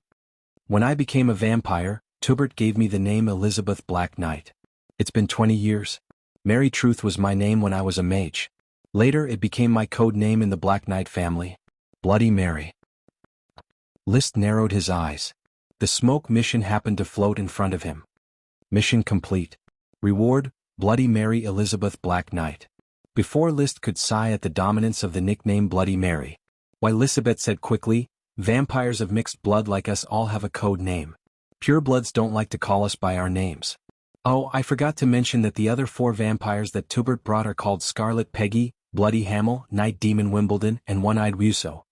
They were all very domineering. Among them, One-Eyed Wuso made List raise his eyebrows. His coachman's name was One-Eyed Barton. Because of this interruption, the smoke had dissipated, and List hadn't had time to read the new mission yet. But he wasn't in a hurry. Instead he asked, "Vampires live by sucking blood?" "My lord, vampires don't suck blood. Those purebloods like to call themselves vampires. The authors of night novels always describe us as blood-sucking monsters. In fact, we're just mages who study blood magic. It's just that our bodies have some unique changes. So you also eat?" "Of course we eat, my lord. We eat what normal people eat." Tubert was already dead, and his heart was in List's hands. Why, Elizabeth answered all his questions without hiding anything, behaving like a loyal subordinate. List also gradually understood the vampires, a group of spellcasters that were neither human nor ghost. Other than the fact that their inheritance was relatively secretive, that they liked to appear at night, that they turned into bats to do bad things, and that they had a bad reputation, there wasn't much special about them. They were distributed in every corner of the continent, but there were very few of them. Firstly, the fertility rate was very low, and it was very difficult to give birth to purebloods. Secondly, transforming a mixed blood required a lot of resources, and it was impossible for a talented person to become a foreign mixed blood. A vampire family with 50 members was already a large family. As they chatted, they talked about the cause of this incident. Bloody Mary explained, "Originally, Tubert didn't intend to transform you, my lord. Even the Black Knight family couldn't bear to waste the resources of transforming a mixed blood. Later, when he heard that you were the youngest Sky Knight of Sapphire, Tubert had the idea to transform you." List didn't say anything about it. But he already knew that this had to be the backlash of the power of fate from the failure of the last mission, which attracted Tubert's malice toward him. Chapter 604. Sorcerers, Druids, Vampires, and Wizards. List had already seen 4 special spellcasters. In Curtis Truth's notes, there was an illustration of the Eye of Truth. The 3 corners of the triangle represented matter, magic, and spirit, and the corresponding spellcaster professions were recorded. For matter there were alchemists, vampires, and necromancers. For magic there were sorcerers and druids. In the spiritual category there were wizards, enchanters, prophets, succubi, and shamans. Most of the ancient wizards had transformed themselves into liches, which meant that Curtis Truth and Marquis Bull Andy Sapphire belonged to the category of wizards. He didn't know if these spellcasters really existed, but he could at least infer that they more or less existed on this continent. The Grand Duchy of Sapphire was located in a remote area, and it had only been founded for 150 years, so it was relatively clean. Those special spellcasters, even if they existed, should be distributed in the various countries of the continent. Tubert's black cloak with a red background will be your reward for pledging allegiance to me. Take it and wear it. I'll ask Thomas to arrange a cabin for you on the ship. You can stay on the ship and focus on being my vampire servant. If you perform well, I'll consider whether or not to return your heart to you." After chatting for a while, List couldn't dig out more information from Elizabeth. He began to arrange her new identity. "You're no longer a vampire of the Black Knight family. Don't use Elizabeth Black Knight anymore. Revert to your original name, Mary. Bloody Mary. Sounds good." Bloody Mary was a little reluctant and said ingratiatingly, "Sir, why don't you let me absorb Tubert's heart? When I become a pure-blood vampire, I can serve you better. When you make enough contributions, everything is negotiable. Without contributions, don't say anything." List calmly stated a fact. "According to my previous standards, I wouldn't have let you live if you dared to plot against me. You should be grateful that I'm not killing you now." This was a bluff. Back then, Paris had also lurked in the castle with the intention of harming him, but he did not kill Paris. Or rather, his thoughts were deeply influenced by the smoke mission. The power of fate represented by the smoke and his own spiritual power might have long been fused. It was hard to tell them apart. Paris and Bloody Mary were both rewards of the smoke mission, so he was naturally reluctant to kill them. Paris had her sister's temperance, and now Bloody Mary also had her heart temperance. A temperance method naturally maximized benefits and reaped more benefits. When Paris came to the flower town, List was still very weak and played the emotional card. Bloody Mary had already missed the best opportunity. Now that she had arrived, List was already a half-dragon knight. There was no need for him to play the emotional card anymore. Holding the heart, no matter how Bloody Mary struggled, she couldn't escape from his hands. Putting the heart into the gem space, she couldn't steal it. "I'm going to take a shower now. The 4 vampires might come later. You'll have to receive them and let them understand their current situation." "Understood, my lord," Bloody Mary said seriously. She could finally tell that this young Sky Knight was not an immature youth who would be seduced by beauty.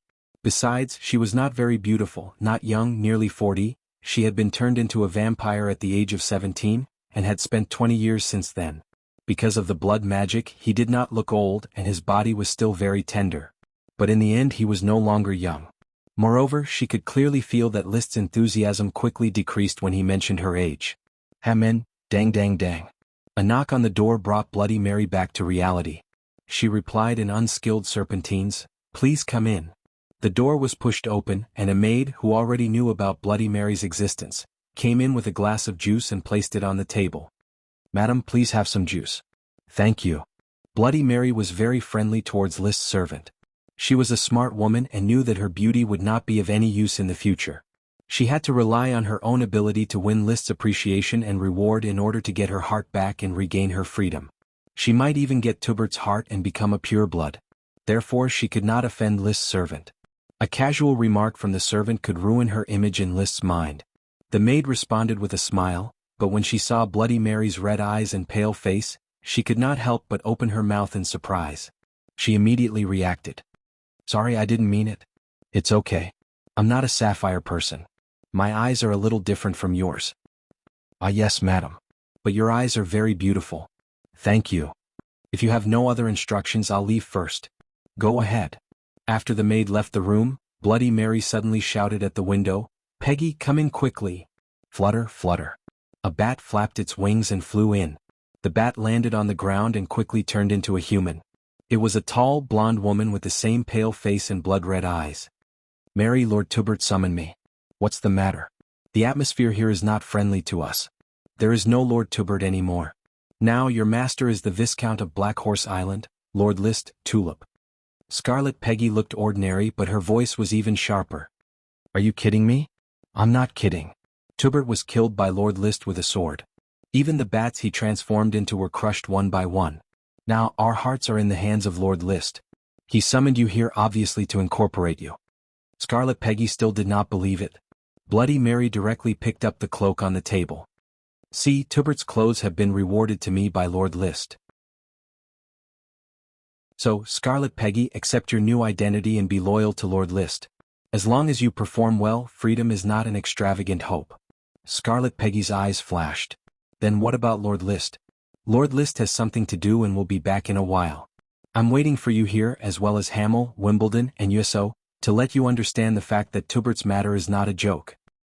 "Mary, tell me about Lord List. I seem to have heard of this name. It seems to be the youngest Sky Knight of Sapphire?" "You're right, but I need to clarify one thing. Lord List's strength is terrifying, so terrifying that he could kill Tubert in seconds. As for how terrifying he is, only when you see him kill Tubert in seconds can you truly understand that kind of insufferably arrogant violence."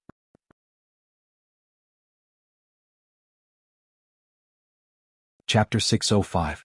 Bloody Mary was bragging about the horror of List to Scarlet Peggy, while List was looking at the smoke mission in the bathroom.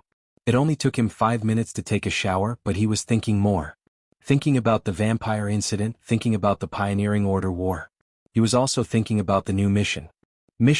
Not only bats but also a lot of rats are dispatched in the dark night. They are mixed in with the orders of chivalry. Perhaps the intention of the battle at the Roaring Estuary will be revealed by them. Please defeat the Great Sorcerer's Harbor Baptism. Reward, a hand-drawn map of the ruins. This was the content of the new mission. The reward of the hand-drawn map of the ruins did not need to be considered for the time being. He was thinking about the information revealed in the mission content. Rats? So, the Grand Duchy of Sapphire's plan to attack the Roaring Estuary will be discovered? He could not help but frown. The plan was just confirmed in the daytime meeting. Even if the rats know the direction of the attack, it will be difficult to deliver it in time, unless they take a fast sailboat and can reach the Roaring Estuary one day earlier than the ordinary fleet. Every time the Grand Duchy of Sapphire fought a Pioneering Order war, they did not reveal the direction of the attack in advance. Instead, the Grand Duke personally gave the order on the eve of the attack. This could avoid the rats of the Eagle Kingdom and the possibility of obtaining the battle intention. After all, attacking at sea was different from attacking on land. No matter how fast the rats ran, they had to take a boat. If they took a boat, naturally the Grand Duke's palace fleet was the fastest, and they could attack before the rats revealed the secret. When the attack began, it would be meaningless for the rats to deliver the information. Therefore, it was basically useless to steal information. Even a rat with a flying mount could not fly continuously on the sea without stopping. Unless the rats take a boat first and then send a carrier pigeon on the boat. No, the carrier pigeon has a fixed flight route. How can the rats ensure that the carrier pigeon comes and goes is the direction of the fleet's attack? They set off from the port of Oxford City on Ironhoof Island. It would take 6 to 7 days to reach the coastline of the Eagle Kingdom, more than 1,000 kilometers away. This distance determined that the suddenness of the fleet's attack could not be predicted. Unless the Dragon Knight rode a dragon and flew without rest, he might really be able to cross the sea without stopping. Other World of Warcraft couldn't fly for more than 1,000 kilometers without stopping. There's another possibility. We can take a boat and enter the range of World of Warcraft before sending the letter. This way, we might be able to send the information 1 or 2 days in advance. But come to think of it, even if we send the information 3 days in advance, what kind of defense can we put up? Every year, at a fixed time, the Grand Duchy of Sapphire would launch an attack. However, the Eagle Kingdom could not stop them. Without the coordination and command of the king, it was impossible for the lords of the various territories to unite and work together to organize a defense system. Together with all kinds of interests involved, the development order was like a feast for both the enemy and the ally in the hinterland along the coast. Most importantly, there are several coastal cities at the mouth of the roaring estuary. They are all places where we can launch an attack. The meeting in Cowhoof City only determined the general direction of attack, not the specific target. The detailed attack plan will be discussed again during the voyage. Therefore, the chances of the Grand Duchy of Sapphire being ambushed were slim. If my guess is correct, this mission is more likely to be an accident caused by the misfortune brought about by the failure of the mission. Causing the rats to accidentally send the news to the port city that I want to attack, and then face the baptism of the great mage in the port, there is no doubt that there will be powerful magic waiting. He stood up and wiped the water. Tomorrow morning I will inform the Count, and then before the attack, send a team of vampires to find out the situation in the port city. I believe this mission is not difficult. When he walked out of the bathroom he already had a complete idea. Even if there was a real archmage casting a spell with his dragon fighting spirit, it would be easy for him to defeat the archmage's magic. Back in the territory he had even defeated a Chi's super powerful water magic, water spiral fusion, and that was on the sea. After all, he was a half-dragon knight. It was almost dawn. The noisy port was very quiet. When List returned to the room, there were already 5 vampires sitting in the room. Seeing his arrival, Bloody Mary was the first to stand up, and the other 4 vampires reacted quickly and stood up, their eyes all focused on the door. List, who was 189 meters tall, was wearing a modified home suit, although it was slightly different from the usual aristocratic dress. However, it undoubtedly served to accentuate his tall, slender, and imposing aura of nobility. "You've all arrived?" He went to the table and sat down directly, not inviting the 5 vampires to sit, and slowly looked at the new vampires. Bloody Mary introduced these 4 vampires. Bloody Mary quickly said, "My lord, this is One-Eyed Wuxia." There was nothing much to introduce. They were all mixed-race vampires, basically the same strength as Bloody Mary. At night they were great mage level, and during the day they fell to the level of mage.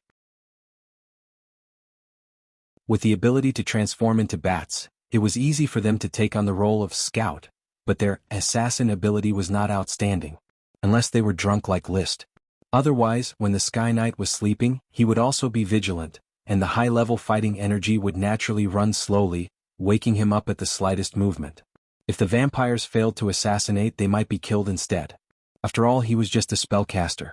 Transforming into a bat was suitable for escaping, but it was still very dangerous for a knight's attack to sweep across a large area.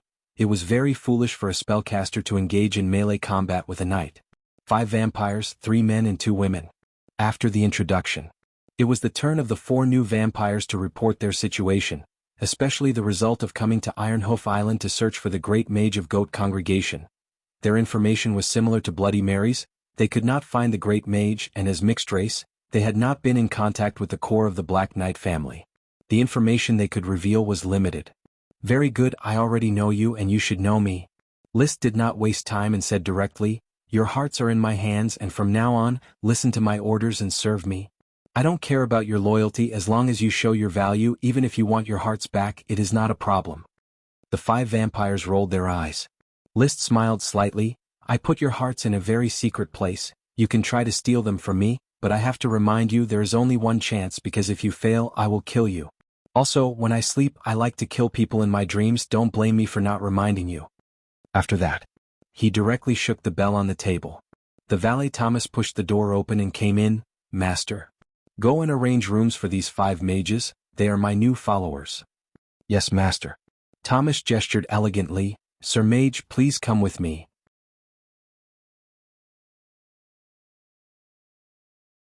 Chapter 606. The task of the vampires had come to an end. At dawn, the fleets anchored at the port of Oxford City left one after another. The sunset also followed the Tulip fleet and left the port, sailing towards the blue sea. The vampires on the sunset had a new task. This was the first task that List gave them. Organize the blood magic you are familiar with into a book, specifically including the casting methods of each magic, as well as the reincarnation ritual and other comprehensive information. Also, the composition of the Black Knight family and other vampire families you know. The vampires were a little stunned. They did not know the meaning of this task. Only Bloody Mary, who thought she was smart, asked with sparkling eyes, "Does Sir want to establish a new vampire family?" List nodded in affirmation. Blood magic was strange. The blood of vampires was cold, and they needed to hide in dark places during the day to keep their body temperature cool. Cold-blooded usually meant treachery and betrayal. He did not know whether this was true or not, but this was the feeling that Bloody Mary and the other vampires gave him. Therefore, he did not want to establish a new vampire family, but it did not prevent him from using the gimmick of establishing a new family to motivate the 5 vampires to work. His original intention was to compile blood magic into a magic book. He would give it to Achi, Chris, and the others to study and draw meaningful inspiration from it, laying a foundation for them to become magic shooters. Chris estimated that they might not be talented enough, but Achi was very likely to become a magic shooter. In the following days, the 5 vampires hid in the bottom of the cabin, tossing and turning the book that List named The Essence and Development of Blood Magic. When they were about to reach the roaring estuary, the new battle plan had been submitted to all the Lord followers of the Sapphire Grand Duke. Lee William quickly gathered his followers, went to the Tulip for a meeting, and then assigned the tasks of the Coral Island Orders of Chivalry. We will cooperate with the First Prince to attack the coast of the roaring estuary. Among all the cities near the sea, I chose Ice Pear City. It's the territory of a Viscount. As far as I know, this Viscount has just been in theft to Ice Pear City in the last 2 years. His castle is Snow Pear Castle, and he himself is known as the Clearwater Sword Sage. Since he was called the Clearwater Sword Saint, he was naturally a Sky Knight of the Sword Saint level. He was probably a Water Sword Saint. Blade Master is just a Viscount? Jonas Gravel asked curiously. Perhaps he offended a great noble and was demoted to a Viscount. It is indeed possible. List was not curious about this. As a Dragon Knight he was also a Viscount. So he said directly, although the opponent is a Sword Saint, the Viscount's castle can't stop the Blizzard Beast from dismantling it. Let's take Bing Pear City as a sacrifice first. William Lee understood List's strength, so he easily seconded the suggestion. Using the Sword Saint as the opening for this battle is the best. The meeting ended shortly after. After returning to the sunset, List gathered the 5 vampires who were working hard on the book. Let's put aside the task of writing the book. This is a long-term mission. There's no rush. Now we are not far from the coastline. I need you to sneak into Ice Pear City and collect information, especially information about magicians. Ice Pear City? The fief of the Clearwater swordsman Yevich Waterpeanut? Knight Demon Wimbledon blurted out. You know this person? Yes, my lord. I've heard of the Clearwater Sword Saint. He used to be a candidate for the Dragon Knight of the Eagle Kingdom, but he was too indulgent after he became an adult and wasted his talent. Furthermore, his character was also questionable. He had followed 3 marquises in succession, and in the end he had fallen out with all of them. That was why I came to Furious Roar City and followed Marquis de Maria Rainflowerstone and was conferred the title of Viscount. There were many marquises in the Eagle Kingdom. Perhaps many nobles in the Eagle Kingdom did not know how many marquises there were. Just the area around the mouth of the roaring estuary included the territories of 5 marquises, and Marquis Wildwave was one of them. His territory was called the Battering River Plain, and its boundary was from the mouth of the roaring river to the upstream tributary of the Three Dragons River. The main city was Furious Roar City. The name of the roaring estuary came from the roaring river, which was a river much larger than the Yangtze River, the Nile River, and the Amazon River on Earth. The battering river plain downstream was also extremely vast. Ice Pear City was a small city on the battering river plain.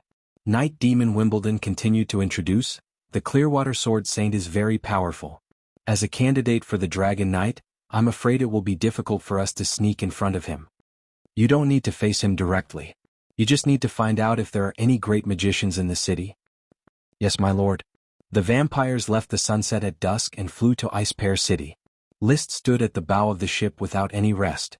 Now they were only about 10 kilometers away from the land, and they could land and fight at any time. It was August 1st and the night was still cool. Suddenly, a figure rushed over from the sky, and the magnificent fighting energy of water attribute filled the air. It was the Sea Sword Saint Lee William. List turned around and greeted, "Father, why are you here?" Lee William waved his hand to signal the servants on the ship to leave. Only the father and son stayed at the bow. "Have you sent the vampires out?" "Yes." "List, what are you worried about?" "According to the usual practice, we should directly attack. This is just a small city. What does the Clearwater Sword Saint have that we should be cautious about?" "Father, it's better to fight slowly and surely. After all, he was once a candidate for the Dragon Knight." "A candidate for the Dragon Knight?" "I've asked the vampires. The Clearwater Sword Saint, Yevich Waterpeanut, was very talented when he was young, and was one of the candidates for the Dragon Knight. But after he grew up, his talent was wasted and he had a bad character. He only became a viscount when he was middle-aged. It seems that although he is down and out, he is still very powerful. We should be careful." Lee William nodded and sighed. The eldest prince should have taken some other small cities and started to rest on the land. "I've lived on the ship for decades, but I'm still not used to it. I'm just waiting for one more night." Lee William did not plan to go back immediately after he boarded the ship. He looked at the tower at the stern of the ship and asked, "Your ship is very strange. Is that where you live?" "Yes." "You're a nobleman who likes to enjoy life. Let me take a look at your room." When Lee William entered the tower, he was still shocked by the condition of the room, even though he had been mentally prepared. There was a full set of thorny furniture, exquisite glass products, curtains made of green wool, and carpets made of World of Warcraft fur. Most importantly, the master bedroom was cool. It was only August and the weather was still hot. However, List's room was cool. It was not hot at all. "What's going on? A magic circle?" Lee William asked in surprise as he stood in the room and felt the cool temperature. "It's a magic equipment." List smiled awkwardly as if he had been caught stealing a chicken leg. "In my territory there is a kind of golden lip shell. The shell produces golden pearls, which can be used to make magic equipment that can control temperature. I call it the temperature setting pearl. The production is very low now, so I only have one." "What's the production of the golden pearls?" "List, I need it," Lee Williams said with the dignity of a father. "Of course I won't take it for free. Just sell it to me according to the market price. You don't have to spend money. I was planning to give you and grandmother 2 temperature-setting pearls as a birthday gift." "That's very kind of you. But only 2? I hope the bedroom, study, dining room, and even the living room can use temperature-setting pearls." The Count had a big appetite. List interrupted him. "I'm sorry, father, but the supply of golden pearls is very low. Even my Thorn Castle can't meet the demand. How about this? As long as there are new golden pearls, I'll sell them to Tulip Castle first." He would definitely sell the golden pearls in the future, but he had to ensure his own enjoyment first. The Count could not force the issue. Seeing that List had no intention of giving him the temperature-setting pearl as a gift, he said, "How about this? I'll share a room with you on the sunset. Do you mind?" "Of course."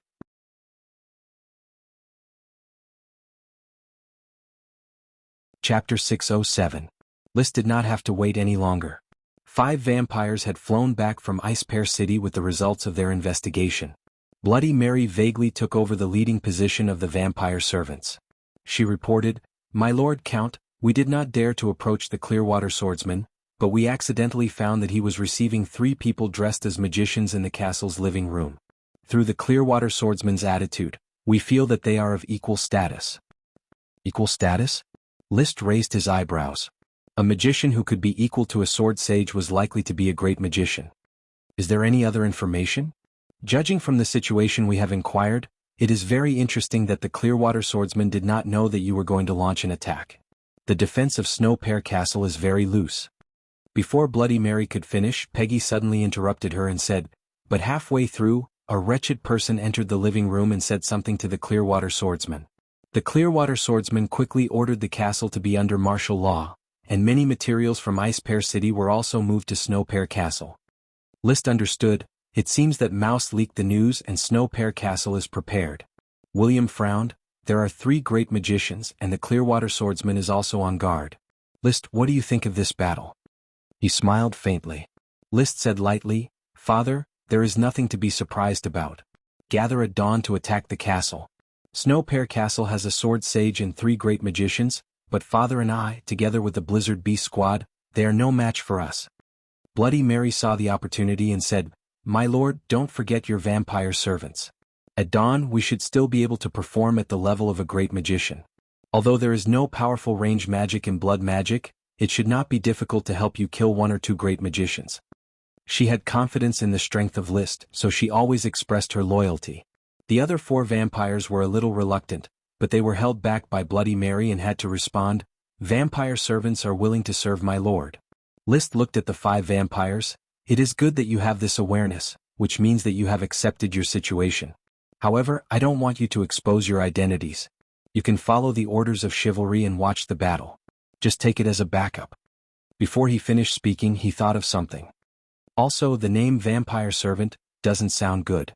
From now on, you should change it to Blood Servant. The 5 vampires looked at each other.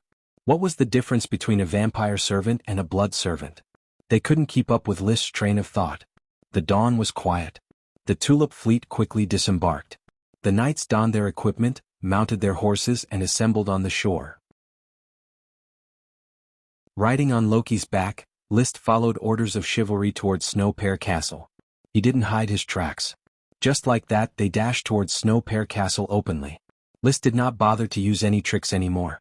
He was like a max-leveled main account leading a lower-leveled account to level up. In the eyes of the lower-leveled account, there was no difference between a boss and a monster in his eyes. Alt accounts had to pay attention to positioning, kiting and so on. When a max-leveled main account fought a boss, it was a brainless attack. The patrolling knight of Snow Pear Castle soon discovered the orders of chivalry and fled back to the castle like the wind to report to the sword sage of Clearwater. So when orders of chivalry approached Snow Pear Castle, they were greeted by a silver-armored knight standing on the balcony at the top of the castle. Obviously, it was the sword sage of Clearwater, Yevich Waterpeanut, the former candidate for the Dragon Knight. He looked at the charging orders of chivalry of Coral Island with a cold glint in his eyes. What a terrible experience. Less than 2 years after coming to Ice Pear City, Sapphire's flies came to steal our food. But this time you picked the wrong opponent. Let me Yevich show you what pain is. He stamped his foot. A voice suddenly came from below the balcony. Don't worry, Viscount Yevich. We are ready to release magic together. If Sapphire's orders of chivalry dares to attack the castle, we will make them tremble in fear in the fireworks of magic. But after a round of magic, the free magic on the battlefield will be minced. Viscount Yevich will have to deal with the aftermath. The embodiment of sorcerers on the battlefield.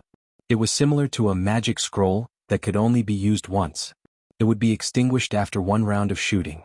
Orders of Chivalry's fighting spirit interfered too much with the magic in the surrounding space, which happened to restrain the sorcerers who needed to sense and absorb the free magic to release magic. In this continent dominated by night, it was not a coincidence that the spellcasters had declined. Yevich knew this. But he also believed that the Grand Duchy of Sapphire's orders of chivalry did not know that Snow Pear Castle had 3 great sorcerers. As long as the other side attacked the castle, a round of magic from the great sorcerers would definitely have a decisive effect. But he soon found that the Coral Islands orders of chivalry stopped outside the castle. The leader was wearing silver armor and a red cloak, riding on the back of a long-legged bird, holding a cylinder in his hand and placing it on his eye. After a moment's pause, the knight in the lead put down the cylinder, and the orders of chivalry started again, charging towards Snow Pear Castle.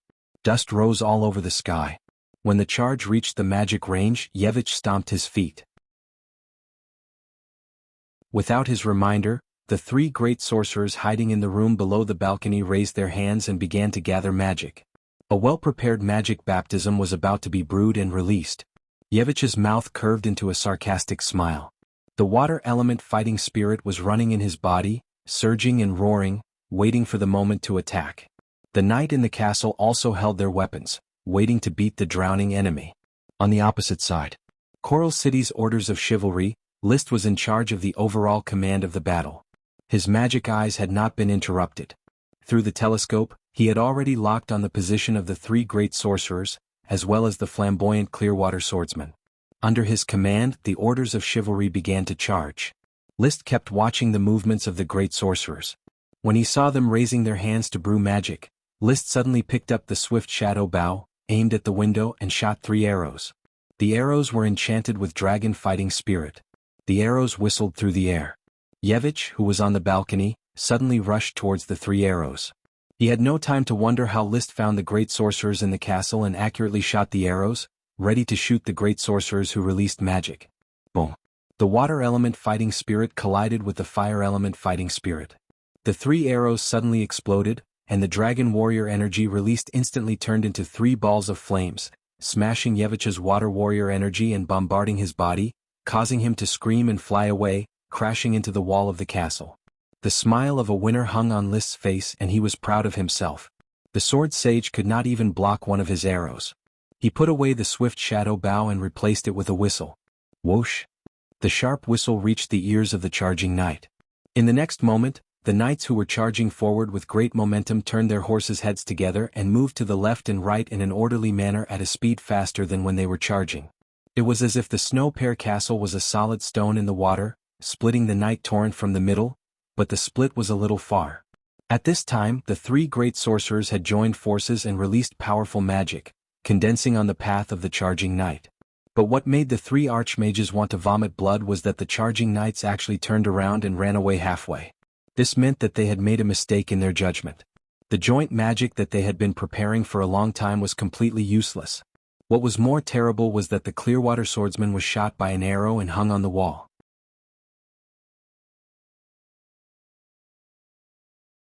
Chapter 608. This chapter is for the leader legendary battle song. 1 chapter for now and 10 chapters later. This is battle songs all to count again? Rumble! Thunder roared and lightning flashed, the wind blew and the rocks flew. This was a magic released by 3 great wizards, which could be regarded as a combination magic. The open space in front of the castle instantly fell into a doomsday-like scene. Unfortunately, such a powerful magic could only ravage the ground. Orders of Chivalry of Coral City, who should have been ruthlessly ravaged, had already run away from the range of the magic, hiding in the distance, pointing and marveling at such a powerful magic. What a beautiful scene. If time could stop, I really want to preserve such a scene as a beautiful memory. Wizards are still very powerful. Fortunately, Sir Liszt was prepared, otherwise we would have to go in and take a bath. No matter how powerful it is, it's useless if it can't hit. Behind Orders of Chivalry in the logistics team belonging to the Retainer Knight, the 5 vampires were not surprised to see the disaster-like magic scene in the distance. In the night they were also at the level of great wizards. What really surprised them was the scene of Liszt shooting the Sword Saint of Clearwater with 1 arrow. No matter how Bloody Mary publicized the horror of Liszt and how he killed the pureblood vampire Tubert Black Knight. These vampires were more afraid of having their hearts pinched by Liszt, but they were not convinced of his strength. They even thought of assassinating him in the dark. However, at this moment, many thoughts were crushed in an instant. The one-eyed Wuxia muttered to himself, "That's the Sword Saint, a candidate for the Dragon Knight, how could he not block an arrow? Just how powerful was this lord? Could it be that Mary's words about him instantly killing Tubert were true? How is it possible he is only 18 years old and has just become a Sky Knight?" Knight Demon Wimbledon was confused. Has Yevich's strength declined? It must be that Yevich's strength has declined. Yes, it must be that Yevich's strength has declined. But even if his strength has declined, he is still a Sky Knight. Why couldn't he even block an arrow? Bloody Peppa and Bloody Hamel were shocked speechless. Only Bloody Mary giggled. "Peggy, Hamel, Wimbledon, USO, I didn't lie to you guys, right? His strength is unfathomable." Then she licked her coquettish red lips and said with a charming expression, "Compared to Tubert, that perverted pure blood, such a person is worth following. I, Bloody Mary, will definitely build a vampire family for you, and become your eyes and ears in the dark." No one knew how the ancient vampires survived. When the night ruled the world, the vampire families existed as vassals of the great nobles. They called themselves vampiric servants. As a vampire, relying on the strong was part of his instinct. Behind List. The Count was also riding his horse, away from the orders of chivalry, ready for a sword fight at any time. He looked at his second son's tall and straight back, and his worldview was once again refreshed. Back then, during the actual combat practice, he was already powerless to resist. Now, it seemed that List's strength had increased crazily again, to the point where a sword saint couldn't resist one arrow. If a sword saint couldn't resist one arrow, how many arrows could a perfect Sky Knight? If a perfect Sky Knight couldn't resist, then what kind of existence was List at his current level? There was a stormy guess in his heart, and countless thoughts rolled in his mind. But in the end, it turned into a sigh, and he suppressed all the thoughts at the bottom of his heart. No matter what the future would be, the present was the most important. His lifelong wish was to achieve military merits, be promoted to a noble and strengthen the Tulip family. List, who had already been in theft, was destined to separate from the Tulip family. As for how it would develop, the Count felt that he didn't need to ask. Good fortune and misfortune were closely related. No one could tell what would happen in the future. After a few breaths, the doomsday-like magic slowly receded. The doomsday-like magic had slowly receded, and List's second wave of arrows turned into 3 flames, rushing towards the castle window. However, the magician who had been hiding in the room had hurriedly hid in the depths of the castle, not daring to show up to cast spells again. Boom! The arrow burst open in the window, blasting a big gap. The Clearwater Sword Saint, who was originally hanging on the wall, rushed into the castle during the gap between the great magician's casting and hid inside, not daring to show up. Whoosh! The whistle sounded, which was the signal to charge. The orders of chivalry of the Coral City regrouped and launched a real charge against Shueli Castle. Countless archers shot arrows wildly around the castle. Their Do Chi frantically tore the free magic in the air around the castle, creating an anti-magic space. There were only sporadic arrow counterattacks from the castle. Dosen, it's time for you to appear. With the call of List, the long-awaited Blizzard Beast pair made a grand appearance. 9 huge black dogs, surrounded by the orders of chivalry, came to the front of Shueli Castle and madly spewed rock thorns and rock grenades. Every rock bombarded the castle wall, shattering a large piece of stone. The wall was like sand peeling off layer by layer. After a while, one side of the wall collapsed, and the howling Coral Island Knight rushed to the gap like a bee pupa. List and Lee William were no exception, rushing into the gap side by side. The Sky Cutter sword was in his hand. The dragon's Do Chi surged and transformed into a flame armor covering his whole body. The knights who were blocking the gap were unable to put up any resistance. The blade easily cut through like tofu, and 7 or 8 Earth Knights were cut in half on the spot. The upper and lower bodies were separated, and looking at their split appearance, there was a special visual pleasure. Earl Lee William was not willing to let his son steal the limelight. The water attribute Do Chi also gushed out freely, and the sword swept up several knights blocking the way, instantly distorting the knight's body and strangling them with the power of Do Chi. 2 Sky Knights opened the way. Following that, countless elite Earth Knights picked up the loopholes and cleared the battlefield. The resistance of Shueli Castle collapsed in just a moment. Such a scene of torture and killing. A knight's eyes almost popped out of their sockets. He hurriedly threw away his weapon and knelt down to beg for mercy. With someone taking the lead, the rest of the knight knelt down one by one. The Knight of Coral Island Orders of Chivalry was tied up and captured. Where is Yevich? List grabbed the armor of a knight and asked. The knight was shrouded by the dragon's Do Chi. He felt a huge force firmly binding him as if he was nailed to the ground, unable to move or breathe. Terrified, he did not dare to hide anything. He replied with difficulty, "Sir." No, Yevich went to the castle's back garden. He may be trying to break out. Leaving the knight, List said, "Father, I'll leave this place to you. I'll go after Yevich. Don't forget there are still 3 great wizards. The great wizards can't escape." Although List did not know where the great wizards were hiding, the knight's Do Chi had completely banned magic in Shueli Castle. Great wizards who could not release magic were as good as useless, and it was only a matter of time before they were found. The most urgent task now was to catch Yevich. He had not caught a sacred swordsman alive so far. After catching him, he could at least squeeze a few sprites out of him. Once a Sky Knight was captured, the ransom would not be a few gold coins.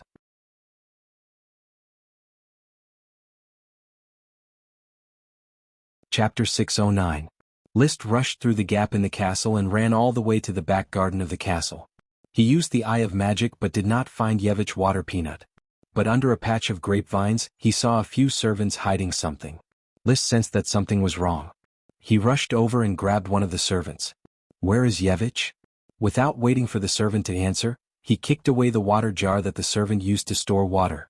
Suddenly, a square well cover was revealed. I don't know, stupid." List threw the uncooperative servant to the stone table. The servant fell on it and rolled on the ground. He could not get up for a while. Usually he was not willing to kill ordinary people except for knight and sorcerers. War was a game between nobles. Civilians were usually part of the wealth. It was morally unacceptable for a knight to kill civilians. If the civilians dared to resist, they would be killed. Furthermore, even if there were moral restraints, there would still be knights who would kill indiscriminately in the heat of the moment. There was no punishment afterward. For example, now that List had killed all the civilians in Snow Pear Castle, no one would say anything bad about him. However, he was not a tyrannical person. He had some sympathy for the civilians, whether a knight was moral or not. In the end, it was all about self-restraint and the glorious words of the knight's glory. Fortunately, List did not need the servant's answer. He kicked open the well cover and quickly jumped down. It was obvious that this cellar was the escape tunnel of the castle. He activated the dragons fighting and took out a crystal lamp. He quickly found the tunnel entrance. With the protection of the dragons fighting, he was not afraid of the traps in the tunnel. This world had not developed the art of mechanism yet. Even if there were traps in the escape tunnel, they were very simple killing methods. If there were really magic equipment in the escape tunnel, he could see and crack it with his Eye of Magic. The tunnel was a little narrow. List had the crystal lamp to illuminate the tunnel. His vision was not blocked, so he quickly rushed down the tunnel. The tunnel was a little winding and there was water in many places. He could clearly see fresh, wet footprints. It's not the footprints of one person. They are a little messy. It should be Yevich and the three sorcerers' footprints.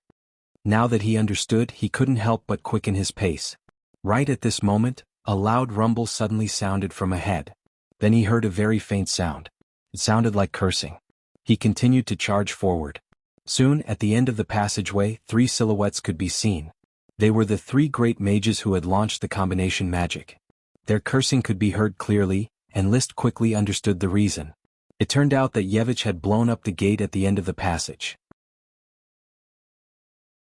That was to say, in order to escape, Yevich threw down the three great magicians as bait.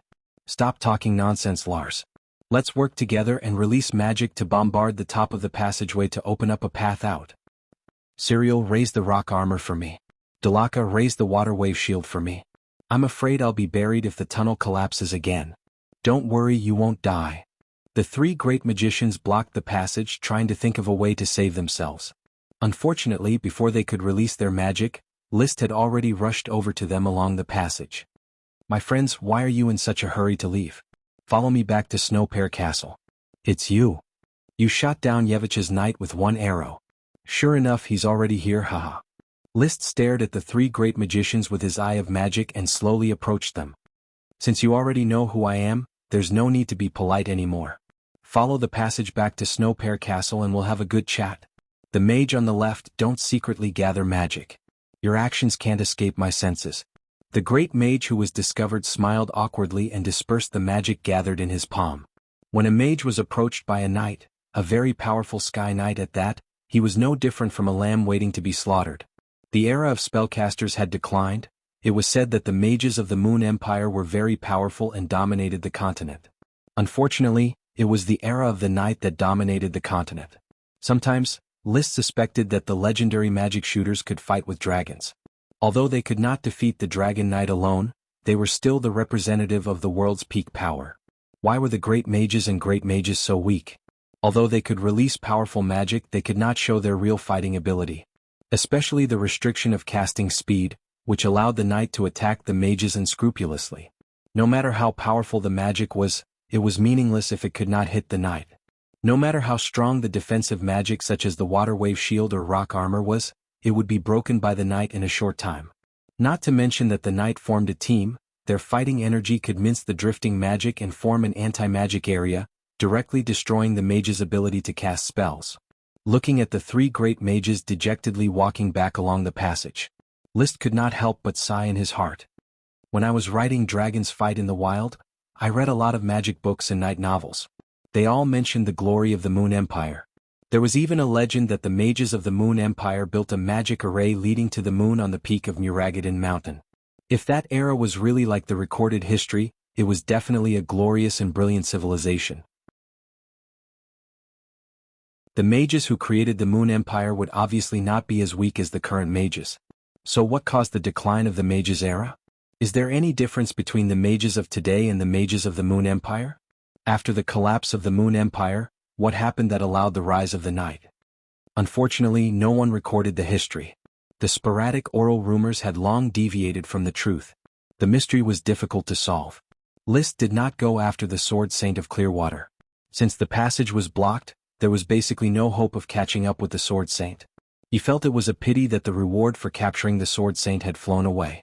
However, the three great mages as captives could make up for the loss a little. He believed that they would pay enough ransom for their freedom. When he returned to Snowpear Castle, the Earl had already sent people to start cleaning the castle, which had a collapsed wall. Didn't Yevich catch up? He escaped through the tunnel and even destroyed the exit of the tunnel. But he left us three guests. List pointed to the three great mages in magic cloaks. Although they were prisoners, the three of them still maintained their arrogant posture, calmly waiting for the next trial. List handed over the leadership of the trial to the Earl. He was going to search Snowpear Castle himself to see if Yevich had left anything valuable behind. According to the original arrangement, the military achievements would be given to Lee William, and the resources would be given to List. So all the resources in Snowpear Castle belonged to List. Commander Marcus had already sorted out the resources. When he saw List coming back, he immediately came to report, "My lord, the food and other resources in the castle have been sealed up, except for the replenishment of the orders of chivalry. We are looking for carriages to transport them back." "Where are the elves?" "We have searched the worm room. There are no elves left. They should have been taken away by Yevich."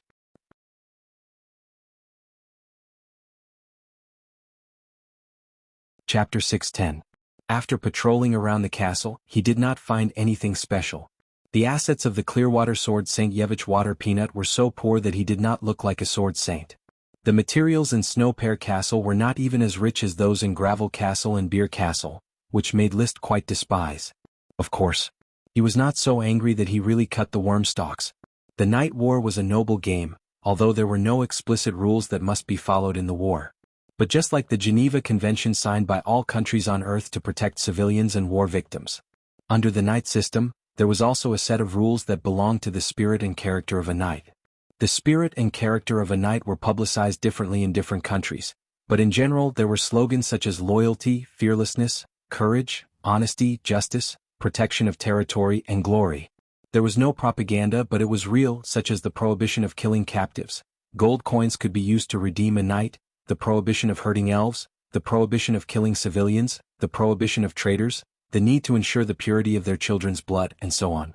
Once, the king of the Iron and Steel Ridge Kingdom sent troops to the duke's palace because a duke of a duchy liked to kill civilians. In the end, the duke was deprived of his title, but the kingdom did not abolish the duchy, but supported the duke's younger brother to inherit the title. Of course, it was more likely that the duke had a conflict with the kingdom than that the duke liked to kill civilians. But killing civilians was the best excuse for the duke to send troops. List also followed these rules. He did not want to destroy them. After all, killing the elf worm stalks would hurt the vitality, which would affect the final production. Even transplantation would not work. If the elves were away from the worm stalks for too long, the worm stalks would gradually wither. Although the elves could breed new worm stalks, they would also hurt their vitality and would probably die prematurely. The Grand Duchy of Sapphire wanted to plunder enough resources every time it issued an expansion order, so it could not consume elves and other resources at will. Otherwise, after several expansion orders, no nobles would be willing to reclaim the coastal hinterland. In fact, with the continuous invasion of the expansion orders, several coastal hinterlands of the Eagle Kingdom that were often plundered had given birth to many nobles who did not produce. These nobles secretly supported mercenary groups to engage in serf trade and various smuggling trades to escape moral condemnation. For example, the civilians of those towns were generally free from the ravages of war. Unfortunately, if the knights didn't come to destroy them, the mercenaries would still come to plunder. It was not hard to imagine that without the protection of Snowpear Castle, Ice Pear City would soon be attacked by mercenary groups. But these were not problems that List was willing to worry about. He stood on the second floor of the castle, looking at the grapevines in the backyard, still regretting Yevich's escape. It seems that many castles have tunnels. I should also build a tunnel in Thorn Castle. Building a tunnel to the sea would make it convenient for me to see a chi, and also convenient for me to escape from the sea. If he escaped into the sea, he would have lulled the rainbow whale to breathe. Even the dragon knight wouldn't be able to hit him, except for the water dragon knight.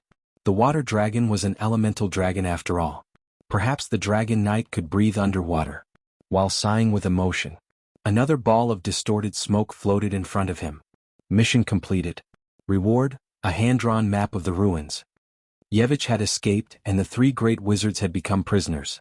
Mission completion was a matter of course. Moreover, Liszt believed that the map of the ruins was in the hands of the three great wizards. If he wanted it, he could get it at any time. The battle achievements belonged to the Count, the resources belonged to him, and the map of the ruins was obviously also his.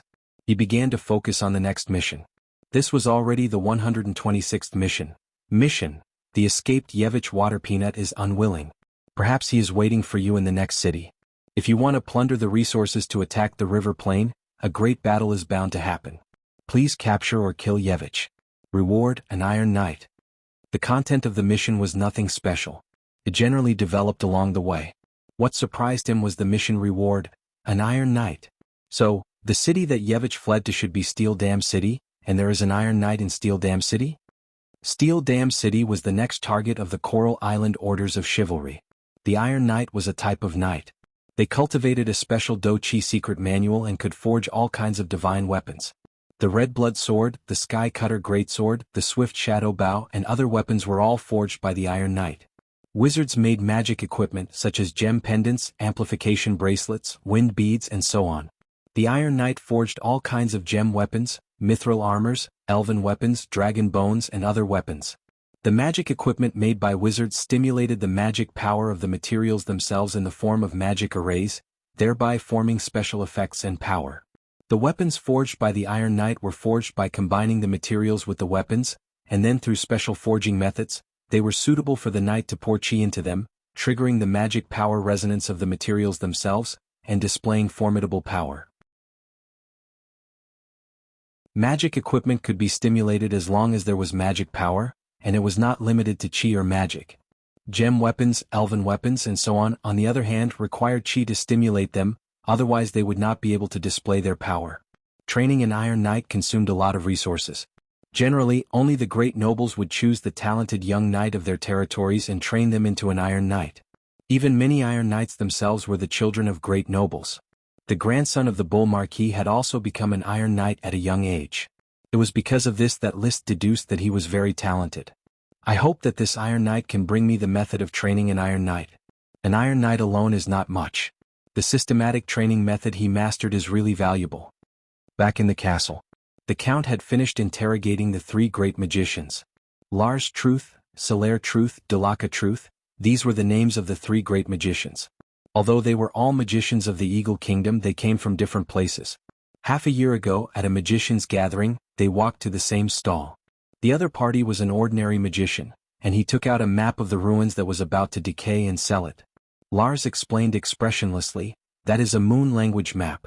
After our appraisal, it is a map left behind by the Moon Empire, and it points to a lost civilization. All three of us took a fancy to this map and none of us wanted to give it up. Finally, we decided to study it together." Solaire added, "The map is incomplete.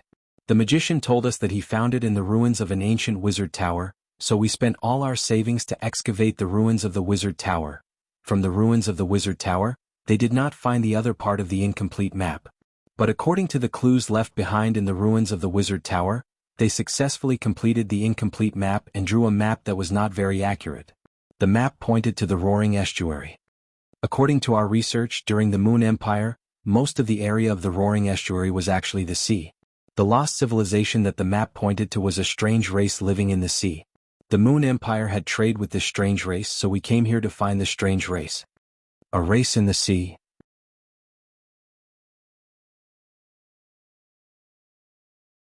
Chapter 6:11.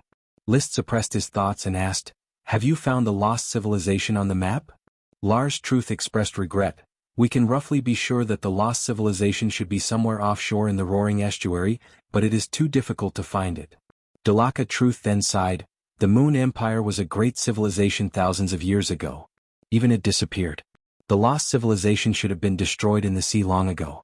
For many years, there has been no movement on the sea except for the people of Sapphire. It is very difficult for us to find it from the sea. It was difficult to do anything without money, so they had the idea of the coastal aristocrats, preparing to let the aristocrats invest in their research and excavation work. The Sword Saint of Clearwater, Yevich Water Peanut, promised to fund them. Who knew that we would encounter Sapphire's exploration order? If I had known, I wouldn't have rushed here. But you still came. Yes, the desire for knowledge drove us to come here at the wrong time, and we suffered the wrong treatment. Serial Truth complained. He was brooding about being a prisoner. List did not care about the attitude of the three archmages. He put away the hand-drawn map of the ruins and the map research notes they carried with them. He said calmly, I have received the map of the ruins. Now let's talk about the ransom of the three of you. I'm sorry, sir. The only wealth the three of us have is the map in your hand. In addition, not only do we have no extra money, but we also owe a lot of money to several archmages. I'm afraid you won't get the ransom you want from us. We shouldn't have been involved in the Knights' War. When Charles spoke, the other two archmages nodded in agreement. Well, can't pay the ransom. Originally, as archmages, I wouldn't have made things difficult for you if you didn't participate in the Knights' War, but you have already used magic and joined this exploration order war. So the rules are the rules. You can't escape just because you're not a knight. But we really can't pay the ransom. The ransom is not only in the form of gold coins. List said lightly. From the moment he found out that these three people were poor, he had already thought about how to treat them. There are other forms. For example, knowledge is wealth in my eyes. You can use knowledge to exchange for freedom. If you don't have enough knowledge, working for me is also a way to obtain freedom. Sir, you can tell us in detail what kind of knowledge can exchange for our freedom. All the knowledge in your heads, such as the development of the mages in the Eagle Kingdom, the spellcasting plans that you have mastered, and the magic experiments that you have researched all year round. However, the value of knowledge is not high. Your best choice is to work for me. Sir, are you going to worship us? Not worshipping, but working for me for free. You should know very well that knight who can't pay the ransom will be thrown into the mines to mine, or forced into the workshops to do odd jobs. I need you to create magic equipment, create magic potions, and teach magic apprentices. Without waiting for the three archmages to respond, he added, let's put the specific ransom plan aside for now. We'll talk about it in detail after the expedition order is over. You need to spend a few days in confinement on the ship. Think carefully about what knowledge you have to offer. The more knowledge you have, the shorter your working years will be in the future. After that, List no longer paid attention to the three, and directly ordered his subordinate knight to take them away. There were naturally tools to imprison the mages on the ship. He wanted these archmages to calm down first, to wear away their arrogance, and to understand how precious freedom was. After all, in his eyes, the mages were psychopaths, and he needed to spend effort and time to reform them. Otherwise, if he let them work for him, sooner or later there would be a rebellion like the dragon-slaying incident. The matter of the mages had been dealt with. For the time being, there was no intention to explore the map of the ruins. The expedition order was the only task now. Father, the knight that was sent out should have uprooted all the noble castles under the jurisdiction of Ice Pear City. We can finish the cleanup work tomorrow. According to my guess, Yevich should have escaped to Steel Dam City. We should strike first and capture several castles before Marquis Nuteo can react. He couldn't wait to capture or kill Yevich alive. The Count, however, hesitated. Marquis Nuteo's orders of chivalry are guarding the impact plane. If we advance too rashly, we will easily become the target of his attack. Should we slow down and let the other aristocrats act first as a cover for us? The Coral Island orders of chivalry only had more than 1,000 knight, which was difficult to confront the Marquis forces. Speed is the most important thing in war. Only by constantly plundering can we get enough merit and seize the opportunity for father to be promoted to Marquis. I have blood servants to investigate the enemy's forces, blizzard beasts to attack the city, and my own powerful strength. Who can stop us? List was very arrogant and bewitched. What level of strength have you reached? The Count asked casually. List replied after some deliberation. He's definitely not as good as Marquis Bull back then, but the gap isn't that big. There were only two people in the room, the Count and List. After a moment of silence, the Count asked again, Marquis Bull stole the power of the sapphire dragon and transformed it into the legendary Lich, which gave him great strength. So, my son, can you tell me why you are so strong? You were just an Earth Knight half a year ago. He didn't intend to ask, but in the end he couldn't hold it back. The impact of the arrow that shot the holy swordsman in the morning has not subsided until now. Faced with this question, List fell silent for a while. He got a fire dragon and became a dragon knight. It should have been the way of the king. However, relying on the smoke missions to constantly stir the threads of fate, the development of the territory was booming, his own cultivation was getting stronger, and he had obtained various treasures.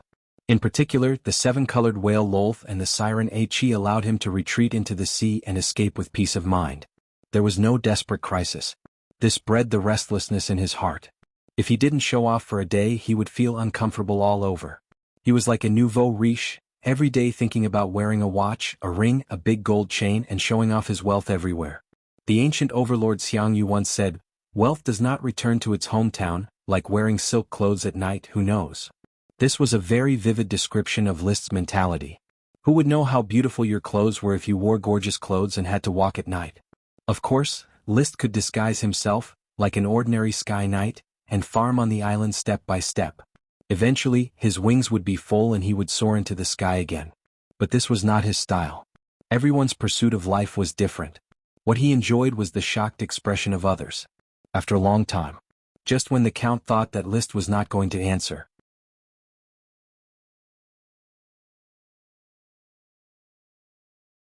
Chapter 6:12. Ice Pear City was the Viscount's fief, and Snow Pear Castle was the Viscount's castle. Steel Dam City was the Count's fief, and the castle was called Little River Heart Castle. The Count's name was Deborah Yuwashi, known as the River-Severing Sword Saint. It was said that he once cut a roaring river with his sword. He was the nephew of Marquis de Maria Yuwashi, but he was not Lord Yevich. The Clearwater Sword Saint was a follower of the Marquis. When the Coral Island Orders of Chivalry came to Little River Heart Castle, Count Lee Williams suddenly felt troubled. No wonder it is called Little River Heart Castle. This is clearly a castle built on the river island. It is too difficult to capture this castle, especially these 4 stone bridges across the river. Orders of Chivalry is simply a live target when they charge. Little River Heart Castle was connected to the river bank by 4 stone bridges, each of which was about enough for 4 horses to drive side by side. List only glanced at it.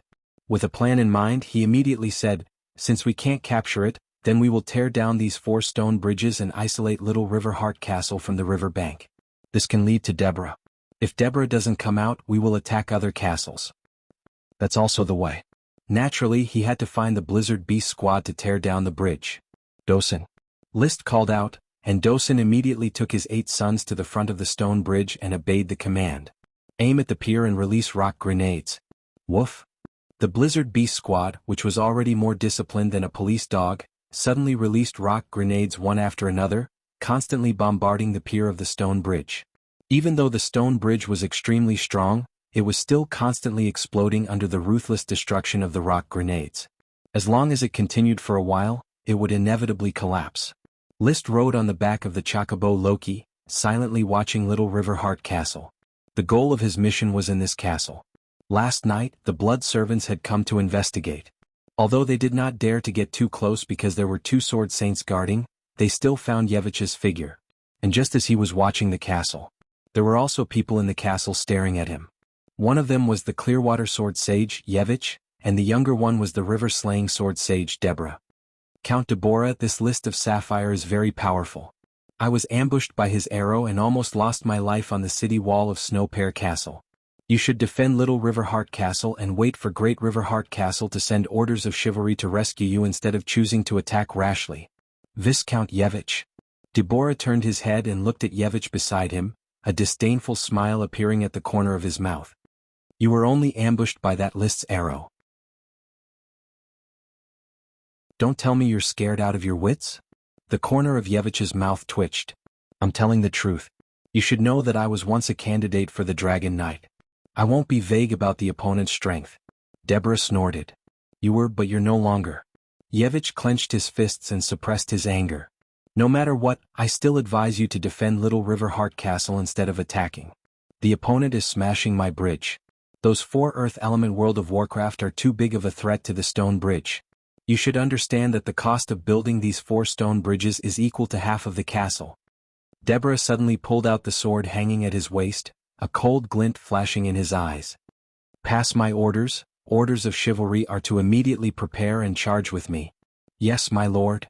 The knight standing behind him immediately received the order and left. Deborah looked at Yevich again. I wasn't selected as a candidate for the Dragon Knight, but I have never lost my courage. Yevich, if you don't want me to look down on you, show me your courage and fight alongside me. I want all the flies of sapphire to die in my territory. After saying that, he stared directly at Yevich. The meaning in his eyes was clear. If Yevich dared to retreat, then he would no longer have a place to stand in the river plain. Deborah was the nephew of D. Maria, Marquis of Raging Waves. He was different from the average follower. At least it was not difficult to make Yevich leave. Yevich took a deep breath. Suppressing the fear of the arrow from the day before yesterday, he nodded and said, "Since you insist, I will prove my courage." Very good. A moment later, while List was still directing the Blizzard Beast squad to bombard the stone bridge, the castle gate of Little River Heart Castle had opened. Orders of Chivalry instantly launched a charge, shouting slogans and gushing chi. They raised their knight spears high and rushed to the 4 wide, solid stone bridges. Dosen, fall back. List made a prompt decision to withdraw the Blizzard Beast squad and stay away from the other end of the stone bridge. Behind him, Count Lee William had also directed the Orders of Chivalry of Coral Island to line up to meet the attack. Block the stone bridge, never let them rush over. Charge. Charge. The torrent of horses and armors was launched. A contest between the Orders of Chivalry was about to begin. List patted the chocobo Loki on the neck. Loki clucked and immediately spread its wings, released levitation and flew into the sky. He was looking for Yevich. Orders of Chivalry would charge, and the Sky Knight would generally stand by, so List quickly found Yevich riding on the back of a horse. Yevich also happened to look up and saw the chocobo flying in the sky. His body suddenly shook, and the image of the heart-rending arrow appeared in his mind. The golden-armored knight next to him followed Yevich's gaze and saw List as well. He didn't tremble but just stared at List with a burning gaze, as if he was silently issuing a challenge. Interesting. List, riding on Loki's back, was not in a hurry. He was calculating the distance, a distance that would make it impossible for the two to escape back to the castle. He did not want to let Yevich escape again. Boom. At the other end of the stone bridge, the 2 Orders of Chivalry finally collided. The Blizzard Beast squad had already withdrawn, so this was a head-on clash between the Orders of Chivalry. 2 groups of chi intertwined in an instant. The knight's spear penetrated the formation, and in an instant, dozens of knights were overturned by the spear. However, List did not pay attention to this battle. With the Count watching, the charge would never fail. He just silently calculated the distance. When Yevich and Deborah stepped on the middle of the stone bridge, they were already some distance away from Castle Heart. His eyebrows suddenly raised and the high-level fire attribute dragon chi instantly ran in his body. His body had already jumped off Loki's back and swooped down to the middle of the stone bridge. There was no fear, nor was he too hot-blooded. He just wrapped himself in an invincible posture, pulled out the Sky Cutter sword, and performed the sunset fall that he had already mastered long ago. He had mastered all 5 moves of the red sun rising fire, and they had become part of his body instincts. With a whistling sound, the dragon chi turned into flames and draped over his body. It was like a sunset falling to the horizon. On the stone bridge, Yevich, who was always paying attention to List, immediately exclaimed when the other jumped off the back of the big bird. "He is coming, Deborah, he is coming. You dare to fight 1 against 2? Courting death." Deborah pulled out his knight sword with a backhand, and with his chi gushing out, he had already flown into the sky. Although he was called the River Cutter Sword Saint, he was a Thunder Sword Saint. His body flashed with thunder and lightning as he fearlessly faced the falling fire of List. On the other side, with trembling hands, Yevich clenched his teeth and similarly operated his water chi, following Deborah as he flew into the sky. He constantly hypnotized himself. Maybe he is just strong in archery. Me and Deborah are 2 Sky Knights, he absolutely can't take advantage of us. But the next moment, in his field of vision, List and Deborah had already collided. Without waiting for him to successfully hypnotize himself and adjust his mentality, Deborah, who had been full of confidence just a moment ago, screamed and was sent flying in the sky. He fell on the stone bridge at a speed 3 times faster than when he flew into the sky. With a loud bang, a large cloud of dust was kicked up. Seeing this, the courage that Yevich had just mustered receded like the tide. His eyes were wide open, and he forcibly reversed his chi, forcibly stopping his flight. He turned around and fled towards Little River Heart Castle.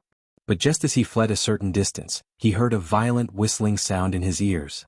Then a scorching aura hit his body. Ah! The same scream. He couldn't help but imitate Deborah's previous actions, falling at high speed and fiercely smashing into the ground. Even if the Sky Knight had a strong physique, such a fall still caused his internal organs to churn, and he directly spat out a mouthful of blood. Enduring the bone-shattering pain all over his body, he prepared to get up and continue running.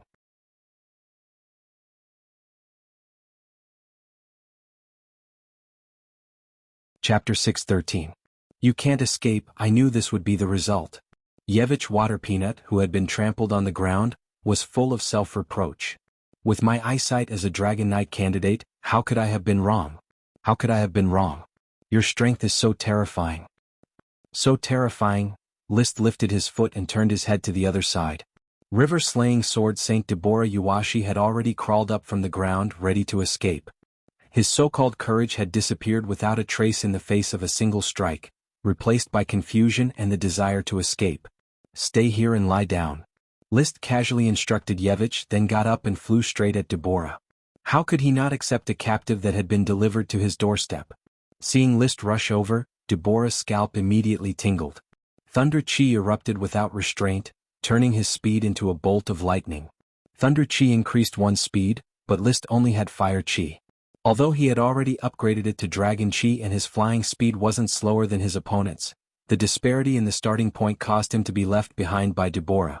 But he wasn't the slightest bit anxious, directly switching to the swift shadow bow. An arrow was knocked and the bow was drawn into a full moon. Releasing his hand, 3 flames streaked across the sky, heading straight for Deborah. Deborah naturally noticed List shooting arrows. Originally, at the level of a Sky Knight, archery was already useless in a duel. How could a flying knight be unable to dodge the arrows? He was just about to ridicule his opponent's brain when he suddenly recalled what Yevich had said. He had almost been killed by his opponent's arrow. At that time, Deborah absolutely didn't believe Yevich's words. Even a perfect Sky Knight couldn't kill a sword saint. But now he didn't dare not believe it. He hastily twisted his body, trying to avoid the trajectories of the 3 flame-like arrows. He was proficient in archery and knew that the arrows shot by a knight all had the effect of changing trajectories. But he had already overestimated the trajectories of the 3 flame-like arrows, dodging more than 10 meters away. However, when the 3 arrows collided with each other, they seemed to be tracking him and shot toward him again. The speed of a human was obviously not as fast as the speed of an arrow, so it was impossible to dodge. While Deborah was horrified, he roused his whole body's Do Chi to resist this arrow. When the arrow came into contact with his Do Chi, boom! With an explosion, List detonated the dragon's battle chi attached to the arrow without hesitation. Not only had the majority of the explosion's shockwave bombarded Deborah's body, it had also accelerated the 3 arrowheads. Puchi, Puchi, Puchi. All of them pierced through Deborah's golden armor and pierced into his body. Ah! Deborah screamed and fell from the sky again. He couldn't block List's attack from the front, and he couldn't block List's arrow from a distance. This was the difference between the Dragon Knight and the Sky Knight.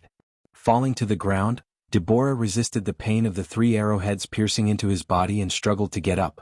But then he was kicked back to the ground by List, who had descended from the sky. His body was ravaged once more, and he let out an even more painful, ah. In the distance, Yevich, who was in a dilemma, was so frightened by this scream that he didn't dare to move. Just a moment ago he discovered that List had gone to chase after Deborah and that he himself wasn't bound. For him this was a heaven-sent opportunity to escape. But before he could make up his mind, Deborah had let out such a scream, directly evoking his fear of List. He was once a candidate for the Dragon Knight that everyone revered, but the years had long since ground away his edges and corners. List's powerful attack had evoked the fear of being dominated by the true Dragon Knight in the past. He had fallen in fear of the Dragon Knight. For a Dragon Knight candidate to actually fear the Dragon Knight, it was obvious that he had been eliminated by the kingdom's Dragon Knight program. He had never recovered from this setback. Why? It's understandable that I, Yevich, fear the Dragon Knight, but why am I so afraid of List? Why does he give me the same feeling of fear as His Highness Alex White Iron, the Dragon Knight? Looking at List straight back, a thought suddenly emerged that he couldn't suppress no matter what. Could it be that he is also a Dragon Knight? No, that's impossible. How could a fly from Sapphire become a Dragon Knight? Apart from the Sapphire Dragon that was almost killed by His Highness Alex White Iron, it is impossible for a second dragon to appear in Sapphire. It is just a barren island. Every year, the starving Sapphire flies have to come to the rich continent to plunder supplies in order to survive. The impression that the people of the continent's kingdoms had of the Grand Duchy of Sapphire had always been barren, poor, barbaric, and rude. Otherwise they would not come to the continent every year to plunder. Moreover, many nobles knew that the Sapphire family had once wanted to establish a country on the continent, but the Eagle Kingdom had launched a dragon-slaying war against them. They had only dispatched a white iron dragon, which had almost killed the Sapphire Dragon. The Sapphire Dragon had shed its blood on the continent, leaving behind the Blue Blood Mountain full of sapphire mines. Only then did it flee overseas in a panic and establish a country on a barren island. So far, the Blue Blood Mountain could still occasionally be mined for sapphire mines. Impossible. Yevich shook his head. He had convinced himself to believe that List was not a Dragon Knight, but that he had obtained some kind of power that surpassed that of a Sky Knight. There was a huge gap between a Sky Knight and a Dragon Knight, but it was not that there were no excessively strong people between them. At least, Yevich knew of a Marquis, the lord he once followed, Marquis of the Boulder, Pile of the Great Berserker, who was such an excessively strong person. Even with his strength when he had just become a sword saint, he was unexpectedly unable to take a punch from the other party. Moreover, he also knew that the direct bloodline of the Great Berserker family did not call themselves knight, but rather bearskin wearers. It was said that there were many families similar to the bearskin wearers. He had heard the names wolf wearers and pigskin wearers from the drunken Pilov, but he did not know which two families he was referring to. In addition, Yevich had also heard of the vampire families. Among the vampires who liked to attach themselves to the great nobles, the most powerful pureblood vampires had strength that surpassed that of a Sky Knight. List is so young. What is his identity? What kind of power did he obtain? There was not much time for him to ponder blindly. After dragging Deborah up, List had already walked towards Yevich. On the other side, under the personal intervention of the Count, as well as witnessing the defeat of their two Sky Knights, the Knights of Little River Heart Castle could no longer hold on and fled in all directions. Those who could not escape knelt on one knee and accepted their fate as captives. The night charge battle, which was supposed to be a head-on confrontation, thus came to a dramatic end. Detaining the already bound Deborah and Yevich, Coral Island's orders of chivalry smoothly entered Little River Heart Castle.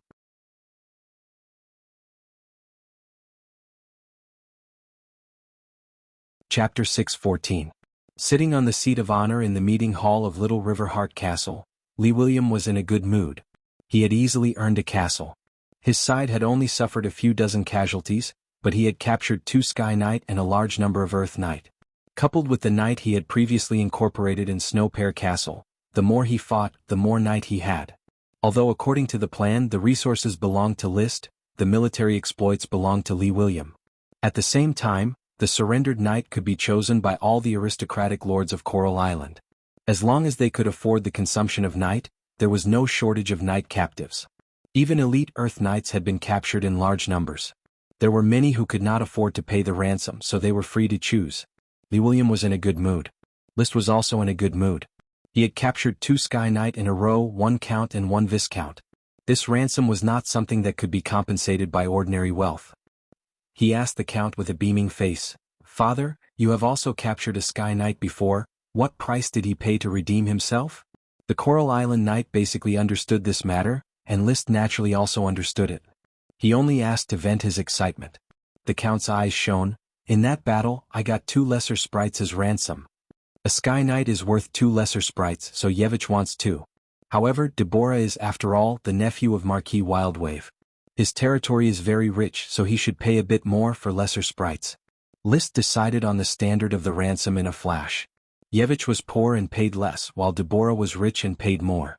It was fair and just. List also conveyed his request in this way. He first met Yevich, the former Dragon Knight candidate. He seemed to have been hit a bit hard, his eyes absent-mindedly staring at the ceiling. "Yevich, List shouted across the cage. Yevich blankly turned his head. When he saw List, he was immediately shocked and slightly recovered. "It's you? You look younger than before." "Don't talk nonsense. You should know why I'm here.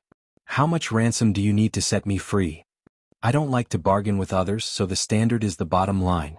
"I don't accept bargaining," List said faintly. "Two fairies? They cannot be older than 50 years old, and they must be made of grains, magic potions, or fairies of equal value. In addition, you need to compensate me with a group of craftsmen." "Two little elves? It has to be a grain or potion-type sprite." Yevich smiled miserably. "Viscount List, you are also a viscount. How many little elves do you think a viscount can have? An ordinary viscount might only have one lesser elf, but you're a candidate for a dragon knight and a sword saint. Don't tell me you can't even bear to part with two lesser elves." "You should know that your status as a sword saint is worth at least 3 lesser elves, but because you are only a viscount, I lowered the standard to 2. Haha."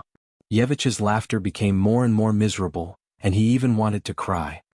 "I used to be a candidate for a dragon knight, but I was just a commoner, and I used the Lord's resources for my training.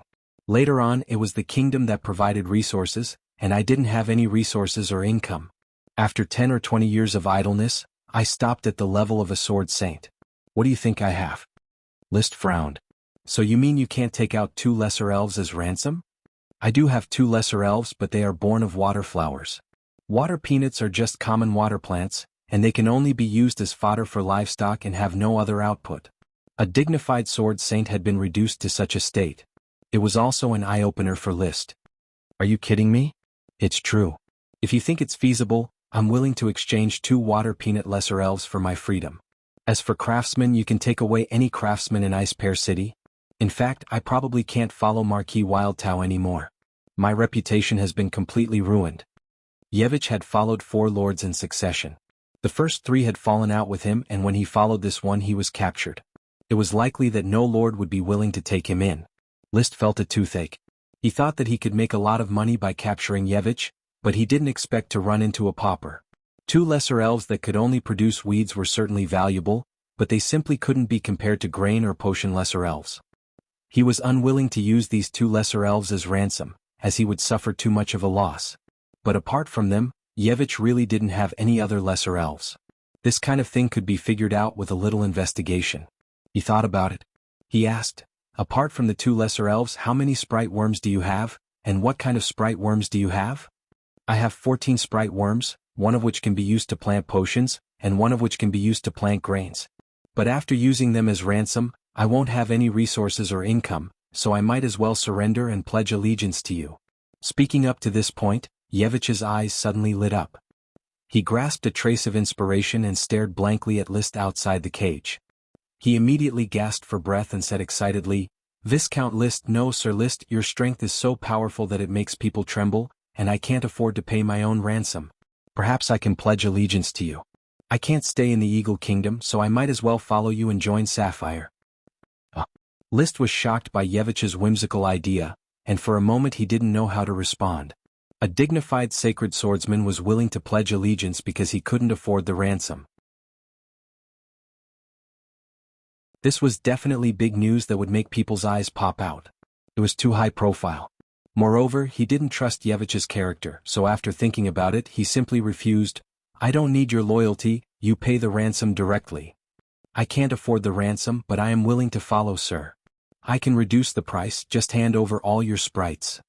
"Hand over all the sprites and my life's efforts will be in vain." "Sir, please allow me to follow you." Yevich directly knelt on one knee in the cage, and his tone became more and more fanatical. He had seen List's strength and he had also seen List's youth. Such a lord had a limitless future. His reputation in the Eagle Kingdom was completely ruined, so he simply started anew and directly pledged allegiance to List, starting from the Grand Duchy of Sapphire. He didn't know how to govern a territory, but he was very competent at plundering. "Pay the ransom." "I am willing to follow, sir." The 2 were in a deadlock. List was very reluctant to accept Yevich, who had such a bad character, but Yevich was determined to follow List. They went back and forth a few times.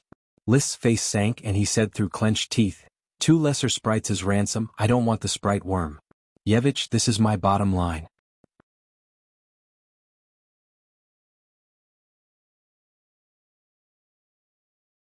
Chapter 6:15. Although it was delightful to have a powerful follower, Liszt valued the follower's character more. Yevich had fallen out with the Lord several times, and now he was willing to join the invaders for a little ransom. His character was very bad. On Earth he was like Lu Bu, who was the world's #1 general in that era. Yevich was not very powerful among the Sword Saints, and there was a huge gap between their strength in their respective eras. However, Yevich did not kill his father for glory. At most he fell out with the Lord. It was not uncommon for lords and followers to fall out because of private conflicts. If it was only because of his character, it was not a big deal to accept his follower. No matter how despicable a person was, he had to obediently accept his assignment. Otherwise, Liszt's Sky Cutter Greatsword would not be merciful. Whether it was a dragon or a snake, it had to coil up in his territory. What he was worried about was the problem of resources. Once Yevich followed him, before the enfeoffment, Yevich's potions would definitely depend on Liszt. Even if he gave all the elves to Liszt, the production would not be enough to satisfy the Sword Saint's potions. As a candidate for the Dragon Knight, Yevich was only at the level of a Sword Saint after so many years. It could be seen that he had never really enjoyed the pleasure of using potions. Although I can already afford the potions for me and little fire dragon Leo, the territory's resources will be stretched to support a Sword Saint. It's not appropriate. This was one of his concerns. The second reason was that he was too high profile. He had defeated a Sword Saint, which was already so high profile that he could be noticed by Sapphire Grand Duke at any time, which would arouse his suspicion. Taking another Sword Saint as his follower was because he was afraid that the Grand Duke would not know, so he took the initiative to remind him that there must be something wrong. But why do I feel a vague sense of excitement and want to provoke him? Is it because I guess that the Grand Duke is not a Dragon Knight, but only a Lord of the Dragon Domain, so I don't care? He looked at Yevich Waterpeanut, who was kneeling on the ground, but his thoughts drifted far away. This time the Grand Duke did not take action. As long as the Dragon Knight of the Eagle Kingdom was restrained by the Dragon Knight of the Iron and Steel Ridge Kingdom, there was no need for the Sapphire Dragon to appear. As an existence that could stabilize the fate of each country, dragons would not easily appear unless it was a critical moment. Even if they were merely injured, it would waste a lot of resources. For example, during the dragon-slaying war, the Sapphire Dragon's blood spilled in the sky, leaving behind a blue blood mountain, which allowed the Eagle Kingdom to mine the Sapphire Mine for hundreds of years. To any country these losses would be unbearable and disastrous. Last year, the reason why the Grand Duke was dispatched was probably to show that the Sapphire Dragon was safe and sound. Therefore there was no need for him to move out this year. It was more important for him to stay in the country to protect it. The one riding on the dragon's back is the Dragon Knight, and the one standing on the dragon's back is the Lord of the Dragon Domain. Perhaps the Grand Duke is really just the Lord of the Dragon Domain. Right, I can ask Yevich. He was once a candidate for the Dragon Knight and participated in the Dragon Knight project. He should know the secret of that flat spot on the dragon's back. Hence, he asked, I have a few questions that I need you to answer for me. Sir, please feel free to ask. Yevich had already put himself in the role of a follower. You were once a candidate for the Dragon Knight, and you were promoted to a Sky Knight at the age of 16. Have you been in contact with real dragons since then? I've been in contact for a while, or rather, I've been in contact with 3 dragons for a period of time, namely the White Iron Dragon, the Brass Dragon, and the Light Emerald Dragon. How many dragons are there in the Eagle Kingdom? There are 9 dragons raised by the kingdom, 6 dragons have been discovered in dangerous places, and 5 dragons are raised by the 5 vassal countries, for a total of 20 dragons. What about the Dragon Knight? There are 6 Dragon Knight in the kingdom, and 2 Dragon Knight in the vassal countries. What's the difference between the Dragon Knight and the Lord of the Dragon Domain? Liszt gradually asked the question he really wanted to ask. The number of dragons and the number of Dragon Knight was just common sense. Yevich frowned. I don't know much about the Lord of the Dragon Domain, and I only know a little about the Dragon Knight, so sir, I can't say what's the difference between them. So, does the Dragon Knight have to make a contract with the dragon? It's not a contract, but a fusion. The deep fusion between the Dragon Knight and the dragon can exert unimaginable power. How do they fuse? To get the approval of the dragon.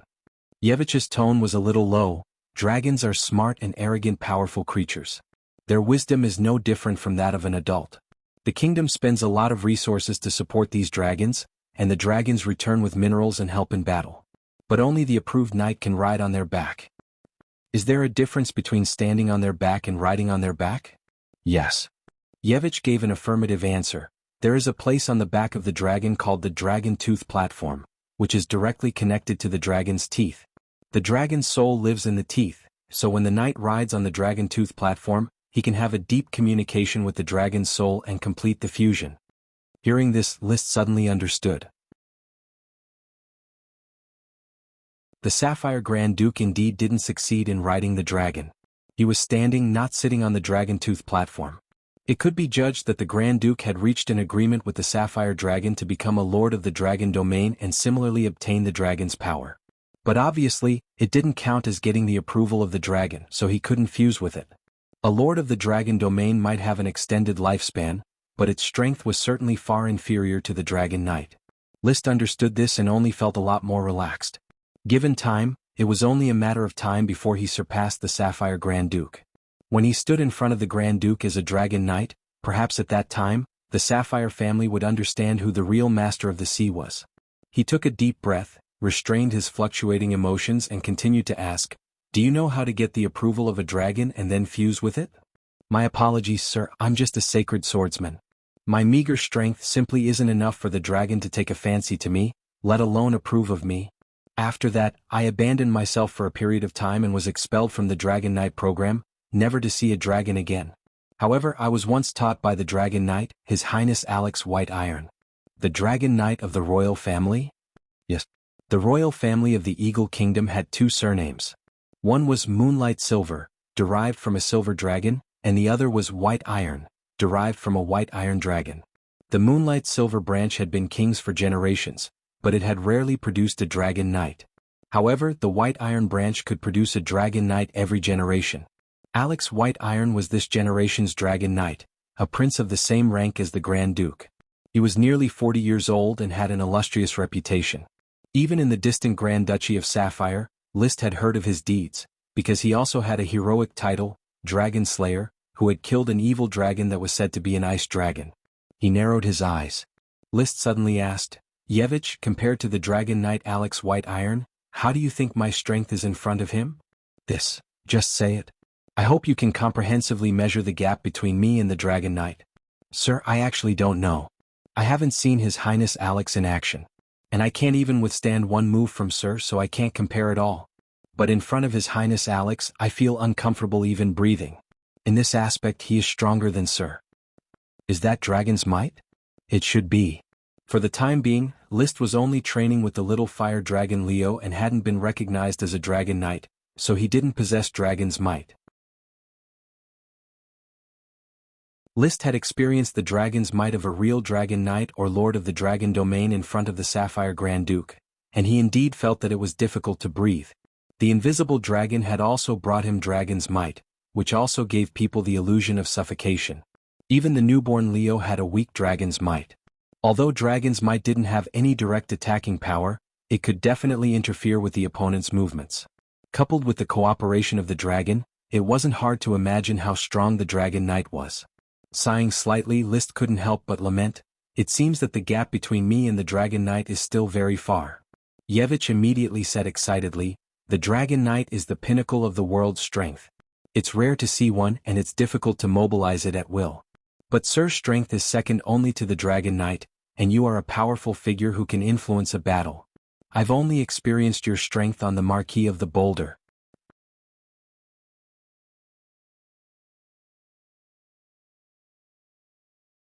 Chapter 616. Who is the Marquis of the Boulder?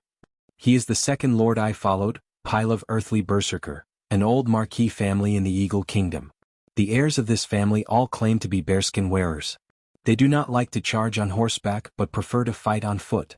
Sometimes fists are more powerful than swords. Bearskin wearers, what profession is this?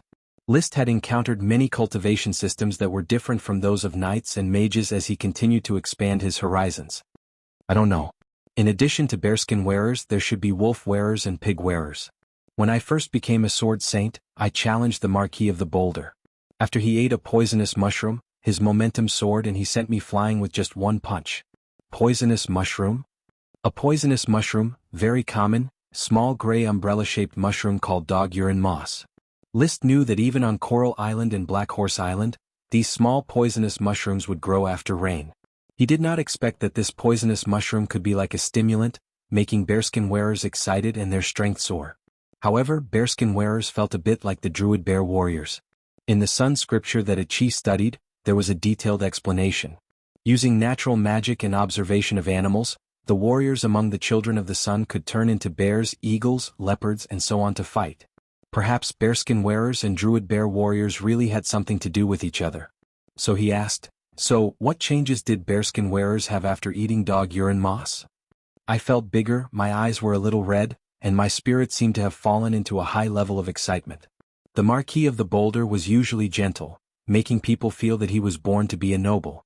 However, after eating dog urine moss, he became a violent, humanoid World of Warcraft. Yevich tried his best to recall, but he had seen the Marquis of the Boulder fight less, so he did not know much about bearskin wearers' fighting style. After all, it was a family secret training inheritance, and it was difficult to open its mysteries to outsiders. Does bearskin wearers have the same fighting spirit secret book as Knight? I don't know. Do they practice magic or fighting spirit? It should be Do Chi. Fighting aura. Although Yevich didn't say it in detail, List still managed to form a preliminary impression of the bearskin man through his description. He didn't turn into a bear, but there were signs of going berserk. He didn't like to fight on a mount, so he couldn't be called a knight. He could be called a warrior. As for warriors who could go berserk, List couldn't help but think of a legendary combat profession on Earth, the berserker. Of course, the bearskins were similar to berserkers. As a matter of fact, as a world with a different language and history from Earth, there was no such thing as dragon, elf, sorcerer, or knight in this world. List translated these things in his mind based on his personal preferences and the legends on Earth so that he could understand them better. Just like the name Druid, it was just a string of twisted characters in the Serpentine language. There was no reference meaning. It did not have the connotation of the evolution of words in Chinese, nor did it have the change of the root of the word in English. The reason why it was named Druid was because of List's impression. The legends on Earth mention druids who could turn into bears, eagles, and other animals. Thus, this string of symbols with no specific meaning was understood by him as a druid. Liches, vampires, they were all understood in a similar way. Another example was the elves. In the legends on Earth, they should be the highly intelligent race that lived in the forest described in The Lord of the Rings. However, according to List's understanding of this world, the elves did not exist. Thus, according to the literal meaning of the elves, they were magical creatures that could grow plants. Yevich, you felt the strength of the Marquis of the Boulder. Compared to me, who is stronger? I feel that you are stronger, my lord. When I first became a sword saint, I was sent flying by a punch from the Marquis of the Boulder, but I didn't suffer too much damage. Now that I've been a sword saint for many years, I'm much stronger than when I first became a sword saint. However, I was heavily injured by my lord's arrow and defeated by a sword. My defeat was even more straightforward. List nodded and didn't say anything, but he understood something in his heart. As expected, the Dragon Knight is the most powerful profession. The bearskins are at most a relatively strong inheritance, but they don't have the strength to compete with the Dragon Knight. In short, the Marquis of the Boulder represented a new profession system, the bearskins. This meant that in this world, spellcasters were not the only professions that practiced Qi, and the knight was not the only profession that practiced Qi. For example, those who wore bear skin, those who wore wolf skin, and those who wore boar skin, all of them had the possibility of cultivating an extremely powerful system. There were even more hidden professions on the main road. In the ordinary practice stage, the knight might not necessarily have the upper hand.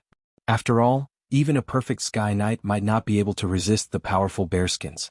However, with the bug-like practice of dragon riding and the power of dragons, the knight would naturally rule the world. With the rise of the Dragon Knight, not only did the other Qi professions gradually decline, but the rulers of the Moon Empire, the spellcasters, also gradually declined.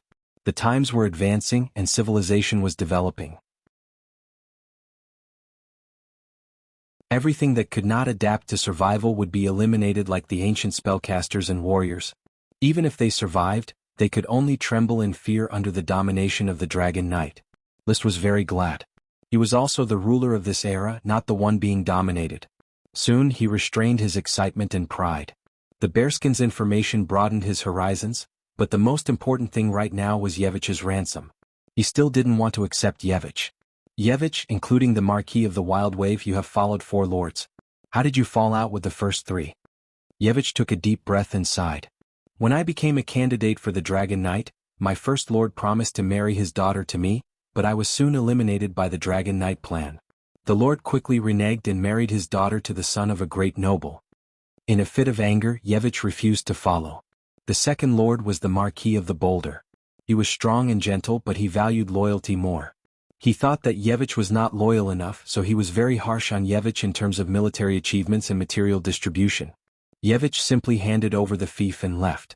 The third lord valued Yevich very much, but when he found a wild elf in the territory that had just been assigned to Yevich, he forcibly took the elf away. Yevich was poor and scared. Seeing the elf that belonged to him was taken away, he directly turned hostile. So he wandered for a while and followed the current Marquis of the Wild Wave. After several military exploits, he was conferred the title of Viscount, and his relationship with Yevich was quite normal. However, he was defeated and captured, and he even lost Deborah, the nephew of Marquis Wildtau. This disgraceful experience would completely erode Yevich's reputation, which was already almost gone. So he decided to leave the Eagle Kingdom and follow List. I don't owe anything to the Eagle Kingdom. Except for the Marquis of the Wild Wave, I don't think I owe anything to any other lord. Now that I was defeated and captured, I was loyal to the Marquis of the Wild Wave. Now, I choose to follow in the footsteps of my lord, to fight for him and to start over. In this way, Yevich's character was at least much better than Lu Bu's.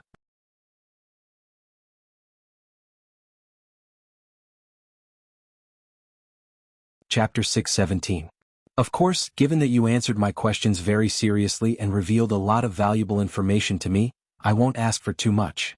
We can sit down and talk about everything. List was quite satisfied with Yevich's attitude. In addition to the information about the Dragon Knight, the one in bearskin and so on, Yevich also explained in detail the situation of the Marquis of Wild Wave and the information about attacking the territory around the river source, which was very valuable to List. So he didn't intend to squeeze too much, just the two lesser elves and the craftsman. Then he ignored Yevich's disappointment. He turned around and left the cage, ready to see Deborah Rainflower Stone. Compared with Yevich, the poor man, Deborah was definitely rich. The cages were separated to prevent the two from colluding or escaping. While walking, he called out the smoke mission. Mission completed. Reward, Iron Knight Alvin Eagle Sword. Alvin Eagle Sword. The surname is a bit special. It's actually named after a sword, and isn't Eagle Sword the name of most of the standard magic swords of the Eagle Kingdom? List was no stranger to this. He had collected a lot of equipment from the Eagle Kingdom's orders of chivalry, and the Eagle Sword had cut a lot of them.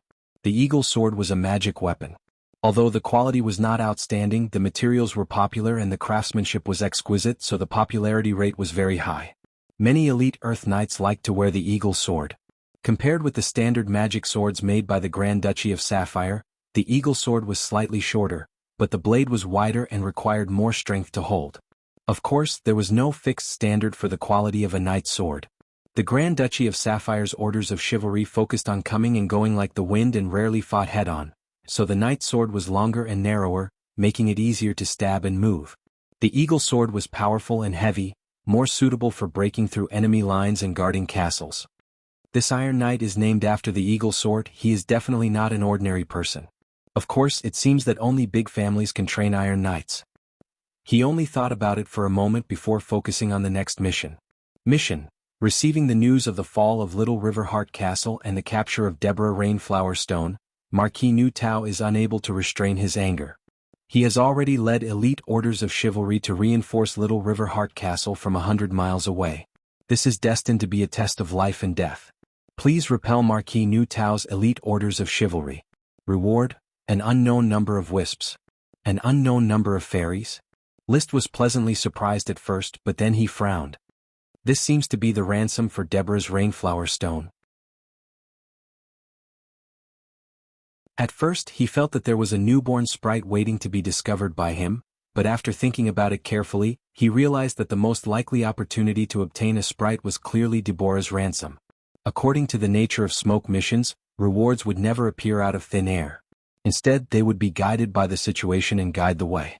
Right now, the most suitable direction was undoubtedly Deborah's ransom. Marquis Nu Tao would not hold back from taking action just because the hostage was in List's hands. After all, this was his nephew, not his son. He would definitely choose to defeat the Coral Island Orders of Chivalry first, and then consider the issue of Deborah's ransom. List had already invaded his territory, so there was no reason for him to retreat. At least according to the rules of War of the Night, the moment a knight was captured, he had already left the war. He only had to wait for the ransom to be paid. If he could defeat the Coral Island Orders of Chivalry, he might not even need to pay the ransom. If he caught List, then List would have to worry about how to prepare his own ransom. Marquis Nu Tao is a veteran Sky Knight at the peak of the Sky Knight realm. When he was young, he was known as the Raging Wave Sword Sage. His elite orders of chivalry are known as the Roaring Orders of Chivalry, named after the Roaring River. They should be very powerful. List pondered with rapt attention. The Coral Island Orders of Chivalry obviously could not contend against the Roaring Orders of Chivalry. They were not on the same level. The elite orders of chivalry directly under the Marquis were filled with elite Earth Knights. If I command the Blizzard Beast Squad to participate in the charge, I don't know if I can help the Coral Island Orders of Chivalry and contend against the Roaring Orders of Chivalry. If not, then I will have to do it myself. With my strength, I should be able to fight the elite Orders of Chivalry alone. List was also a half-step Dragon Knight, so he was confident. He did not immediately go to see Deborah, but pondered for a moment. Combining the information revealed by Yevich with the arrangement of the smoke mission, a bold idea quickly emerged. Little River Heart Castle. Great River Heart Castle.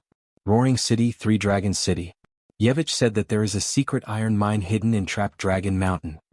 List held back his thoughts. He summoned Bloody Mary and the other 4 vampires. How is the preparation of the blood magic book going? Sir, we vampires advocate violence. Writing books, which is something only mages can do, has not been done for many years, so it will take some time. No hurry. Now I will give you a new mission. According to the information I received, there is a Trapped Dragon Mountain west of Three Dragons City, and there is a secret iron mine in Trapped Dragon Mountain. You will investigate Trapped Dragon Mountain for me, find this secret iron mine, and ascertain the strength of its guards. Yes, sir. The 5 vampires adapted well to the identity of blood servants. Ever since they saw List display his invincible might, they no longer had any malicious thoughts. When the blood servants left, List hurriedly went to find the Count to discuss how to resist the attack of the Roaring Orders of Chivalry led by Marquis Nu Tao. At the same time, he communicated his bold idea to the Count. Father, according to my speculation about Marquis Nu Tao, he has already led the Roaring Orders of Chivalry to meet our Coral Island Orders of Chivalry. I also guessed so when the materials are packed and transported away, we will leave Little River Heart Castle and sweep other cities and castles. Changing places after firing a shot was the essence of the pioneering order. Lee William was very proficient in this due to his many years of experience. They could not fight head-on if they were outnumbered. However, List shook his head and said, I don't want to leave Little River Heart Castle. We should rely on the walls of Little River Heart Castle and strike preemptively. Strike preemptively? Yes, we have binoculars and can observe the movements of the Roaring Orders of Chivalry in advance. Why not ambush 2 Orders of Chivalry from the flank? Father will lead the charge in the middle, and I will command the Blizzard Beast Squad to assist. When the Orders of Chivalry collide with each other, I will suppress them. The Count was a little hesitant. You are too bold, we should not fight Marquis Nu Tao head-on. If we plunder a little supplies like the Pioneering Order every year, of course, we don't need to meet Marquis Nu Tao. But if we want to expand our military exploits, the fastest way is to plunder mines. He took out the map seized from Little River Heart Castle and pointed to the Roaring River. He carefully sketched out a blueprint for war.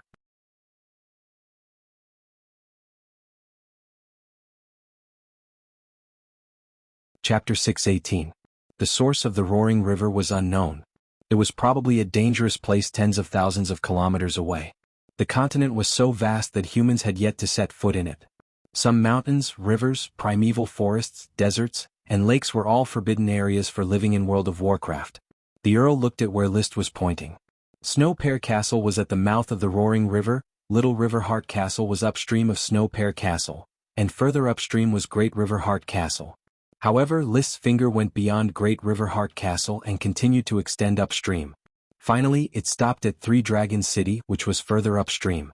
Three Dragons City is the fief of an Earl, who is a follower of Marquis Wildwave. After defeating Marquis Wildwave and uprooting Three Dragons City, the Roaring River will become the inland river of the Tulip Fleet. This golden waterway can not only transport resources quickly, but also transfer orders of chivalry. You want to use the roaring river to loot resources from the surrounding territories? Not just resources. List smiled and pointed to the west of Three Dragons City. Father, the name Three Dragons City comes from a battle in the past. It is said that 2 dragon knights passed by this place while chasing an evil dragon. That's why it is called Three Dragons City. The Earl did not speak but listened carefully. List repeated the information revealed by Yevich. Three Dragons City is also the intersection of the Roaring River and the Three Dragons River. Further upstream of the Three Dragons River, there is a chain of mountains called the Hungry Dragon Mountain. Father, look, there is a secret iron mine here. Iron mine? Yes, this information was revealed by Yevich. He once entered the Hungry Dragon Mountain to capture a World of Warcraft as a mount. I have already sent a blood servant to investigate. Once it is confirmed that there is an iron mine, maybe we can cooperate with Uncle's orders of chivalry and rely on the Three Dragons River and the Roaring River to do what you did when you were young. List finished and waited for the Earl's reply with bright eyes. The Earl did not answer immediately. He was immersed in the memories of his youth. When he inherited Greg Tile's status as the Viscount of Tahiti City, he was determined to revitalize his family. Every year he would be ordered to plunder resources and plunder military achievements. One year he even penetrated deep into the hinterland of the Eagle Kingdom, seized an iron mine, and plundered at least 200,000 tons of iron ore. Because of these 200,000 tons of iron ore, even the Dragon Knight of the Eagle Kingdom was drawn out to intercept the fleet from far away. Because of this magnificent feat that shook Sapphire City, Lee William was fancied by Marquis Merlin, who betrothed his daughter Melissa to him. The following year, the Grand Duke personally conferred upon him the title of Earl of Coral Island. However, nearly 20 years had passed, and the feats of his youth had never been reproduced. He had also wasted more than 20 years in the position of Count. He still had great ambitions and hoped to become a Marquis. The iron mines of Coiling Dragon Mountain were a shortcut to the Marquis realm. His breathing became a bit hurried. However, after thinking about it, he shook his head. List, I understand that you are now high-spirited and have great ambitions for your strength, but it is too dangerous. Father, take advantage of the Dragon Knight's reaction and finish it quickly. There is a great chance of success in one battle. If we don't take the iron mines of Coiling Dragon Mountain this time, I'm afraid we won't have the chance to do so next time. Mining is decreasing year by year. Since you know that I plundered mines when I was young, then you should also know that the consequence of that time was to draw out the Dragon Knight. The Earl still had lingering fears. If it wasn't for the Dragon Knight of the Iron and Steel Ridge Kingdom, I might have been intercepted and killed by the Dragon Knight on the sea. List was silent for a moment, his eyes still shining. Wealth comes from danger. The Dragon Knight, the pinnacle of power. Dragons were not rare in this world. It was just that compared to the vast land, the distribution of dragons was very sparse. Many nobles would not even see a dragon once in their lifetime, let alone ordinary people. The Eagle Kingdom, including its vassal states and the evil dragon, had a total of 20 dragons, which was not a lot. Only the Dragon Knight could be conferred the title of Grand Duke and create a new country. Until the dragon died or flew away, the country would come to an end. Therefore, as long as it was a country, whether it was a duchy or a kingdom, there must be dragons. The kingdom itself had a lot of vassal states, so naturally, there would not be too few dragons in its own country. The Eagle Kingdom raised 9-headed dragons, but at present only 6 of them had merged with humans. That was to say, there were 6 Dragon Knight. These Dragon Knight were either born into the royal family or contracted to serve the kingdom for life. However, compared to the kingdom, which was almost as large as Asia, 6 Dragon Knight could not guard such a vast land. It would take 10 days to half a month to deliver the news from the south to the north. What's more, the Eagle Kingdom had a Dragon Knight, and the Iron and Steel Ridge Kingdom also had a Dragon Knight. The Iron and Steel Ridge Kingdom had more Dragon Knight than the Eagle Kingdom. It was just that every Dragon Knight was involved in a lot of international relations, so it was difficult to dispatch them easily, especially in the dragon-slaying war between the Dragon Knight. It was naturally a good thing if they won, but if they lost, it would be a terrible result that would shake the foundation of the country. Why did the royal family give their own dragons to outsiders to ride on? It was because there were not enough Dragon Knight and the country would be in great trouble. Just like China, Russia, and the United States all had nuclear weapons, but no one dared to casually throw them away, let alone reduce them at will. This was a means of deterrence and checks and balances. The Eagle Kingdom, the Iron and Steel Ridge Kingdom, and even the Grand Duchy of Sapphire, these vassal states all had Dragon Knight or dragons. However, they were afraid of each other, opposed and involved with each other, so there were few dragon-slaying wars between the Dragon Knight. The Dragon Knight also rarely participated in the wars of the ordinary knight. Using the Dragon Knight to deal with the ordinary knight, almost one Dragon Knight could destroy countless orders of chivalry. But if you could destroy the other side's orders of chivalry, the other side's Dragon Knight could also destroy your orders of chivalry. No one could take advantage of the fight, so it was better to focus on deterrence and participate in the war as a supplement. No matter how ambitious the Count was, after all, time waited for no man, and he already had fear in his heart. Liszt was not willing to give up this good opportunity. The Dragon Knight of the Eagle Kingdom is involved at the border of the Eagle Kingdom. As long as we finish the battle quickly plunder the iron ore and retreat along the Three Dragons River and the Roaring River, by the time the news reaches the Dragon Knight, we have already returned to the country. What if we can't retreat in time? Liszt, I desire the title of Marquis, but I don't want to pay a painful price for it. Your future is bright, and the glory of the Knight will always look after you. There is no need to be so radical. Radical? Very radical. Liszt himself understood that such a move was not so much bold as radical and rash. He was not like this before. He would rather stay in the flower town than participate in the war. He was willing to farm in a small place for half his life, armed to the teeth, and then pursue his dream. He did not expect that he would get a dragon in advance. Coupled with the power of the smoke dragon and the gift of the invisible dragon, his strength would advance by leaps and bounds, and he would soon stand at the top of the world. His mentality had unknowingly undergone a tremendous change. He became eager for war and eager for plunder. He did not change the world, but the world quietly changed him. Of course, he preferred to call his change growth. When he was just a commoner, what he calculated was naturally trivial. But now that he had one foot on the top of the mountain and saw the boundless land, how could he be willing to continue to stay on the island and scheme against one or two sprite worms? After a moment of deliberation, Liszt said slowly, "Father, you are right. I really do not need to be so radical. However, it is difficult for me to give up such a huge temptation. Perhaps we can compromise." The Count raised his eyebrows. Compromise how? If he could safely plunder the iron ore, he would also be reluctant to give it up. Let's make it quick. But this time, we will rope in the Taro family and the Golden Wheat family and have them help us seal off the territory around the Roaring River. Then we will share a portion of the plunder with them. After that, we will assemble the fleets of the three families and quickly evacuate to attack the river source. But there is still no guarantee of safety. After capturing Trapped Dragon Mountain, Father and I will immediately blend into the other orders of chivalry and lie low. Regardless of whether the fleets evacuate successfully or not, we will not participate in the follow-up. Additionally, we can notify the Grand Duke in advance and have him come to our aid. With the Grand Duke's protection, I believe that even if the Dragon Knight came in person, it would be of no use.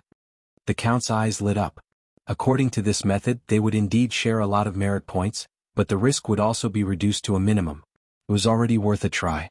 The father and son looked at each other and saw determination in each other's eyes.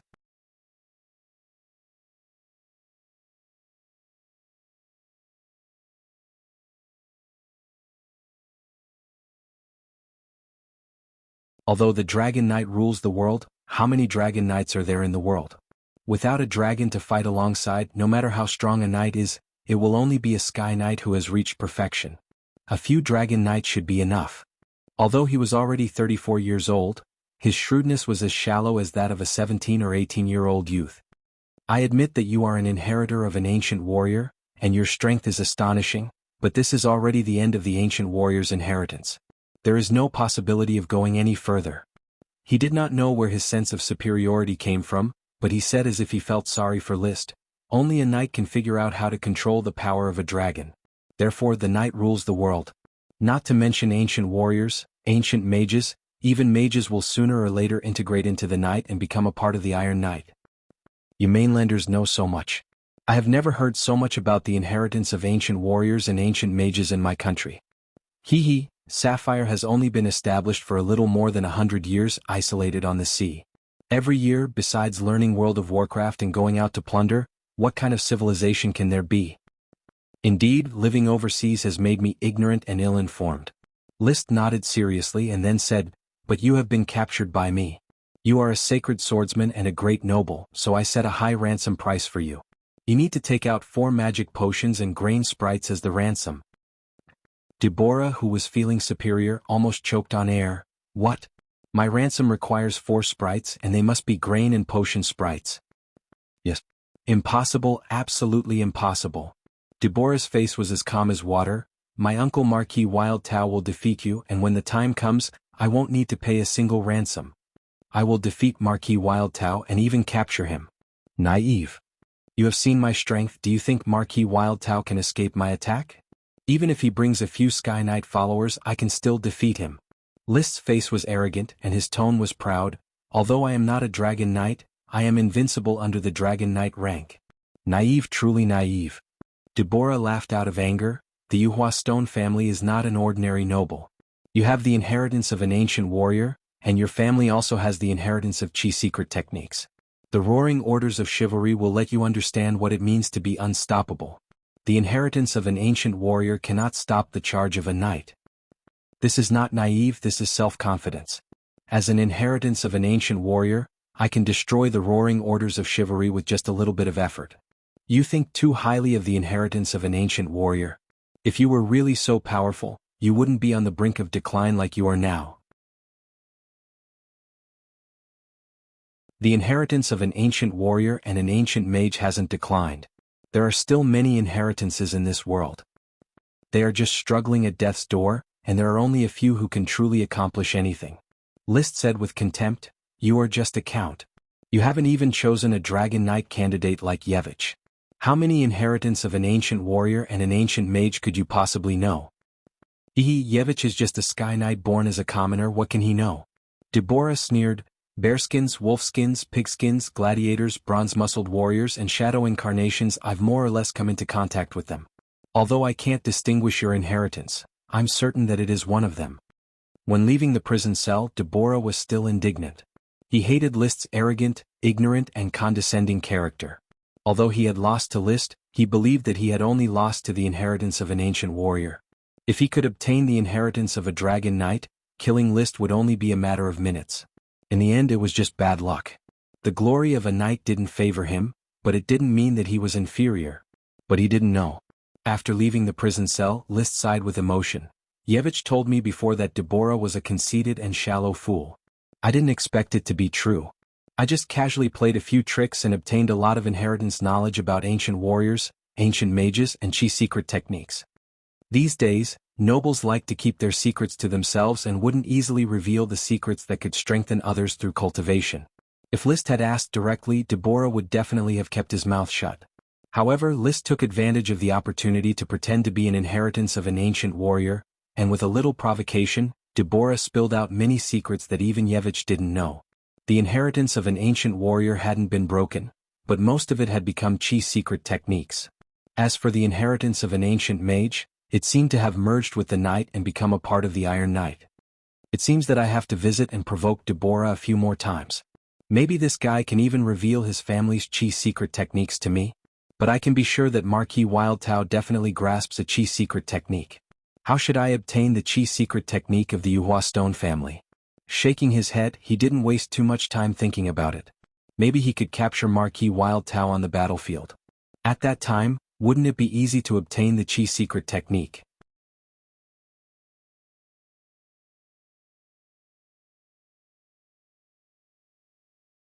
Chapter 620. Alvin Eagle's word did not need to be found. In fact, he was in Little River Heart Castle. He was imprisoned in the dungeon of the castle. My lord, this is the list of prisoners in Little River Heart Castle. Alvin Eagle's word is in this dungeon. Marcus took the dungeon list and found the dungeon where Alvin was imprisoned. The dungeon was dark, damp, and smelly. The prisoner inside was sleeping soundly on the wheat stalks. Marcus could not help but knock on the cell door with a stick and shouted, get up, don't sleep, Alvin Eagle's word. Why is the food delivery so late today? Alvin crawled up, muttering, and slowly came to the cell door. He was covered in rags, his hair was unkempt, his beard was unshaven, and he wore heavy metal locks on his hands and feet. It was obvious that he had been imprisoned in the dungeon for a long time. Looking at Marcus standing at the door, he could not help but stare blankly for a moment. Today, the person who will deliver the meal has changed, and it is also a knight. Are you going to let me eat my last meal? Unable to stand still due to the stench of the dungeon, List had retreated to the entrance and heard the conversation inside. He said directly, "Marcus, let him out, have someone clean him up, and then bring him to the living room to see me." "Yes, my lord." About a quarter of an hour later, List, who was sipping tea in the living room, saw Alvin Eaglesword, who had bathed, cut his hair, shaved and changed into new clothes. He was a tall and thin middle-aged man, but judging from his skeleton, he should have been a strong man before he was imprisoned in the dungeon. But now, his cheekbones were high, his eye sockets were deep, and the skin on his face and hands was pale as if he had never seen the light. He may not have been abused, but he definitely had not eaten his fill. "You are Alvin Eaglesword, an Iron Knight?" List looked at him with great interest. "Has Commander Marcus told you about the current situation?" Alvin seemed to be a little unaccustomed to the environment, and it took him a while to react. "You are a sapphire person and you captured Little River Heart Castle? That hypocritical and greedy Deborah Rainflower Stone was also captured by you?" List frowned. "I'm the one asking you now. You just need to answer my question. I am Iron Knight Alvin Eaglesword. Tell me about your background and why you were captured in the Little River Heart Castle."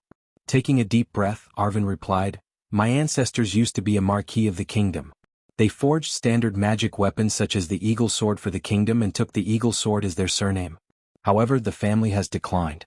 In my generation, not only have I lost my title, but many forging skills are also difficult to reproduce. In order to hone his skills, in order to revive the glory of his ancestors, Arvin went to several great nobles and studied weapon forging technology with their resources. However, his talent was limited, and he was unwilling to hand over the inheritance of his family. Therefore, the great nobles who invested in him considered him a swindler and expelled him. Later, he wandered around the area of the Roaring River.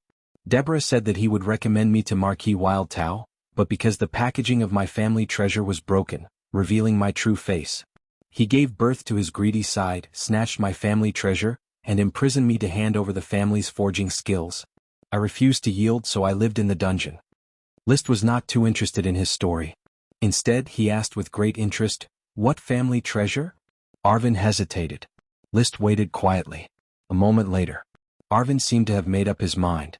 "I heard from Captain Marcus that Sir's strength is unfathomable, and you defeated Deborah in one move. I was able to see the light from the dungeon again because of Sir. As long as Sir helps me retrieve my family treasure, I will follow Sir and contribute all the Iron Knight skills of the Eaglesword family to Sir. I let you out, naturally, because I need you to follow me and serve me. But what is your family heirloom?" "It is a great elf weapon, the Ice Soul Dragon Slaying Sword. It was originally a weapon made of dragon bones, and after generations of refinement by the family, it was finally cast into a great elf weapon. It has been offered to Marquis Wildtao by Deborah, and I don't expect to keep it. When Sir retrieves it, I just want to see it again." Arvin knew the power of the Marquis and he could not afford a higher price, so he was not greedy and hoped that the Ice Soul Dragon Slaying Sword would return to his hands. List was not excited about the great elf weapon. No matter how strong a weapon was, it depended on who was using it. For example, even if he held an ordinary weapon, he was still stronger than the Sky Knight who held a magic weapon. "Are you sure you can forge magic weapons?" "It is true that I did not inherit the family's talent. I can definitely forge ordinary magic weapons such as the Eaglesword, but I can't do anything higher than gemstone weapons. But I have the complete skills of my family, and I am willing to offer it to Sir, so that Sir can cultivate a more talented Iron Knight." "You are willing to take it out?" Arvin looked down at his thin and weak body, and his tone was full of resentment. "I was reluctant before, but now I have nothing to be reluctant about. Okay, I agree to this deal." No matter what, Marquis Wildtao was an opponent he planned to eliminate. A powerful weapon like the Ice Soul Dragon Slaying Sword should not be held in the hands of an ordinary marquis. The Sapphire Grand Duke had a great elf weapon called the Wailing Cage Sword, which was the best weapon List knew. Now this Ice Soul Dragon Slaying Sword was just right for his identity. Arvin Eaglesword was only an elite Earth Knight. More than half a year in the dungeon had destroyed his body, and it would take a long time for him to recover. He asked someone to arrange this Iron Knight. List looked at the list of other prisoners in the dungeon and asked someone to interrogate them one by one to see if there were any special people among them. The result was disappointing. They were all Territorial Knight who had made mistakes. List had no intention of releasing these Territorial Knight who had made mistakes. After capturing Snow Pear Castle and Little River Heart Castle, the captured knight was enough for him to select hundreds of elite Earth Knight. Now he didn't even care about ordinary Earth Knight, let alone this group of prisoners. The Tulip fleet was moving upstream along the roaring river, heading for Little River Heart Castle. The castle's supplies had been packed and ready to be shipped to the river mouth. The knight who contacted the Taro family and the Golden Wheats family also received the order and left. The Earl wrote a letter to List's uncle, Messiro Long Taro, and the Marquis of Golden Island, Roderick Golden Wheats, dispatching orders of chivalry and ships to be ready to sail to the roaring river. The first obstacle to the success of this plan was Marquis Nuteo's roaring orders of chivalry. Mastering the battle energy secret technique, being a sky knight at the level of perfection, and also wielding the great elf soldier, the Ice Soul Dragon slaying sword. I wonder how strong Di Maria Rainstone is. Standing in front of the window on the 4th floor of the castle, looking at the undulating crops in the distance, List was smug. I hope I can have a good fight and let me understand how strong I am. He felt that he had been very arrogant recently, doing things in such a high-profile manner that he did not care about the consequences. This was a very dangerous behavior. But he could not suppress the excitement in his heart. I can't control myself. So he hoped that a good fight would allow him to completely recognize reality and adjust his state of mind to face the possible suspicion of the Sapphire Grand Duke. Maybe I should make up an ancient warrior inheritance to deal with the Grand Duke now? Should I make up a bronze-muscled warrior or a gladiator or a person wearing wolf skin? As a historical inventor.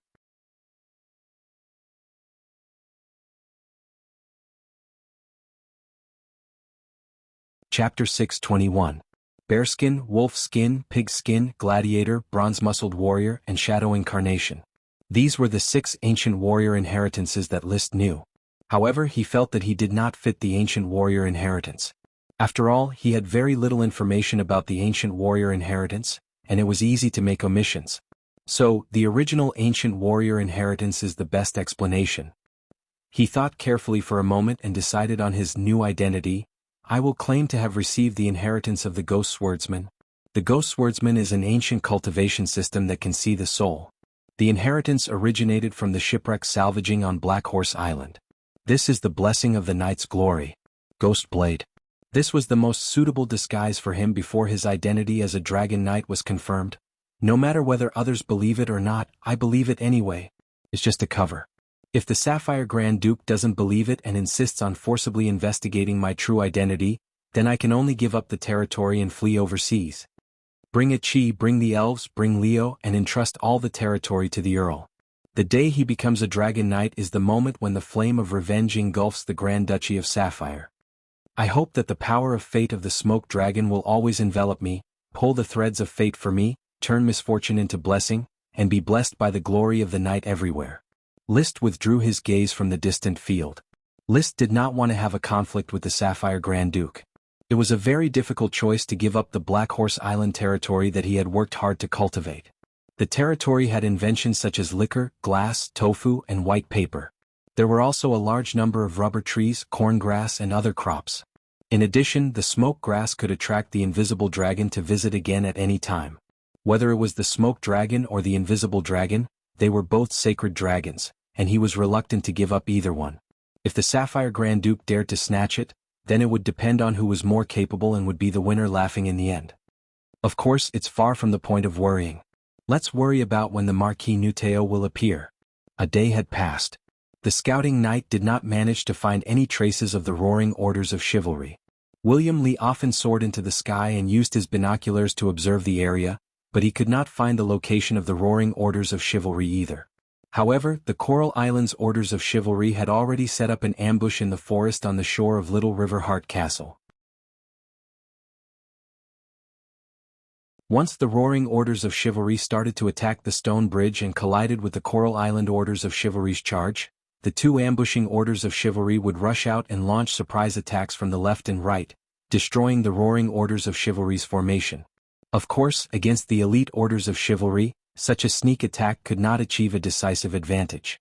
List will personally take action and command the Blizzard Beast Squad to give the roaring orders of chivalry a surprise start and let them understand what it means to burst their chrysanthemums all over the mountain. In the blink of an eye, another night had passed. When the sun shone on the earth, William Lee, who soared into the sky with his binoculars, finally found the traces of the roaring orders of chivalry. The famous elite orders of chivalry which attacked the river source, galloped from the west against the sun, like a black torrent rushing towards Little River Heart Castle. The black clothes, black armor, and black horse were faintly discernible in the dust that was stirred up. Boom. The Count quickly landed and then shouted, "Enemy attack! Blow the horn! Meet the enemy! Enemy attack! Woo woo woo woo! Ready to charge!" Little River Heart Castle suddenly became restless, and the Coral Islands orders of chivalry prepared their equipment and lined up, waiting for the coming battle. The Black Horse Islands orders of chivalry, under the leadership of Marcus, also quickly lined up. Marcus meticulously checked the attire of each knight. When he reached the end of the line, he saw a young face. "Emily, step out." "Yes, Commander." "Check the equipment." Marcus roared coldly. This young face belonged to List's youngest follower, Emily. She quickly checked her equipment.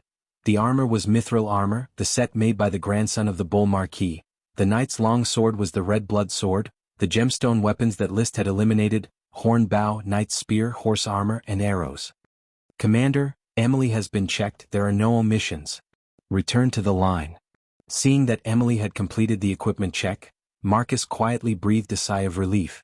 As the youngest Earth Knight, he certainly understood Emily's talent, and List also asked him to take care of Emily, so that after a few charges, Emily would not die before she grew up. It was impossible to not die in war, and Marcus was powerless to stop the chaos of the orders of chivalry's charge. He could only try to keep an eye on Emily's preparations. The subsequent fate had to be handed over to the glory of the night. In the team, Emily held her knight's spear, calm and unperturbed. Marcus was worried for her, but she was not worried at all. To her, the battlefield was the best place to train, and there was only excitement and no fear. Since the siege of Snowpear Castle, she felt that her training speed had increased by leaps and bounds. Especially when she used the knight's spear to stab an Earth Knight to death, her blood seemed to have started boiling, and her strength increased by leaps and bounds. When she used the red blood sword to kill another Earth Knight, her strength increased again. She did not understand why her training speed was so fast, but killing gave her a bone-deep excitement. It was not a bloodthirst. She did not crave for blood and would not lose her mind because of killing. In fact, she only liked to train normally, and did not like to pay attention to the outside world. Woo woo woo woo, the deep sound of the horn added to the atmosphere of the upcoming war. Emily's hand, which was holding the knight's spear, could not help but clench. "I can no longer see the powerful back of Sir. I must work harder to make my strength stronger, so that I can repay Sir for his infinite kindness to me." War. It came very quickly. The roaring orders of chivalry led by Marquis Wildtao did not pause at all and directly charged towards Little River Heart Castle. It seemed that they were ready to take advantage of the fact that the Coral Island orders of chivalry was not ready to seize the opportunity to attack. However, with the binoculars, the Coral Island orders of chivalry had already lined up and were ready to go. List rode the Blizzard Beast Dosen, surrounded by a team of elite knight squads, and behind him were 8 Blizzard Beasts. Looking at the approaching torrent of knights, he did not move. When the roaring orders of chivalry was about to rush in front of him, the knight guarding Little River Heart Castle also began to charge. At this time, List calculated the distance. He suddenly issued an order, "Blizzard Beast Squad, everyone release rock grenades in front of the target." Dosen took the lead and opened his mouth, releasing magic originating from his bloodline. A huge rock formed in the air and slammed towards the roaring orders of chivalry, followed by another 8 huge rocks formed and concentrated on the roaring orders of chivalry. Boom boom boom. The power of the rock grenades was very strong. Even though the elite knight immediately released their fighting skills to meet the rock grenades, they were still smashed down. Broken stones splashed everywhere, causing great chaos to the roaring orders of chivalry's vanguard cavalry formation. However, after all, they were elite orders of chivalry. They quickly adjusted their formation and continued to attack. At this time, you're tuning in to the Han Lee's Wuxia Adventures YouTube channel. We're so grateful for your support, and don't forget to subscribe to join us on this incredible journey through captivating stories. Your generosity through donations truly makes a world of difference, as it's the primary source of revenue that allows me to expand and enhance this channel for you. Thank you from the bottom of my heart for being a part of this adventure.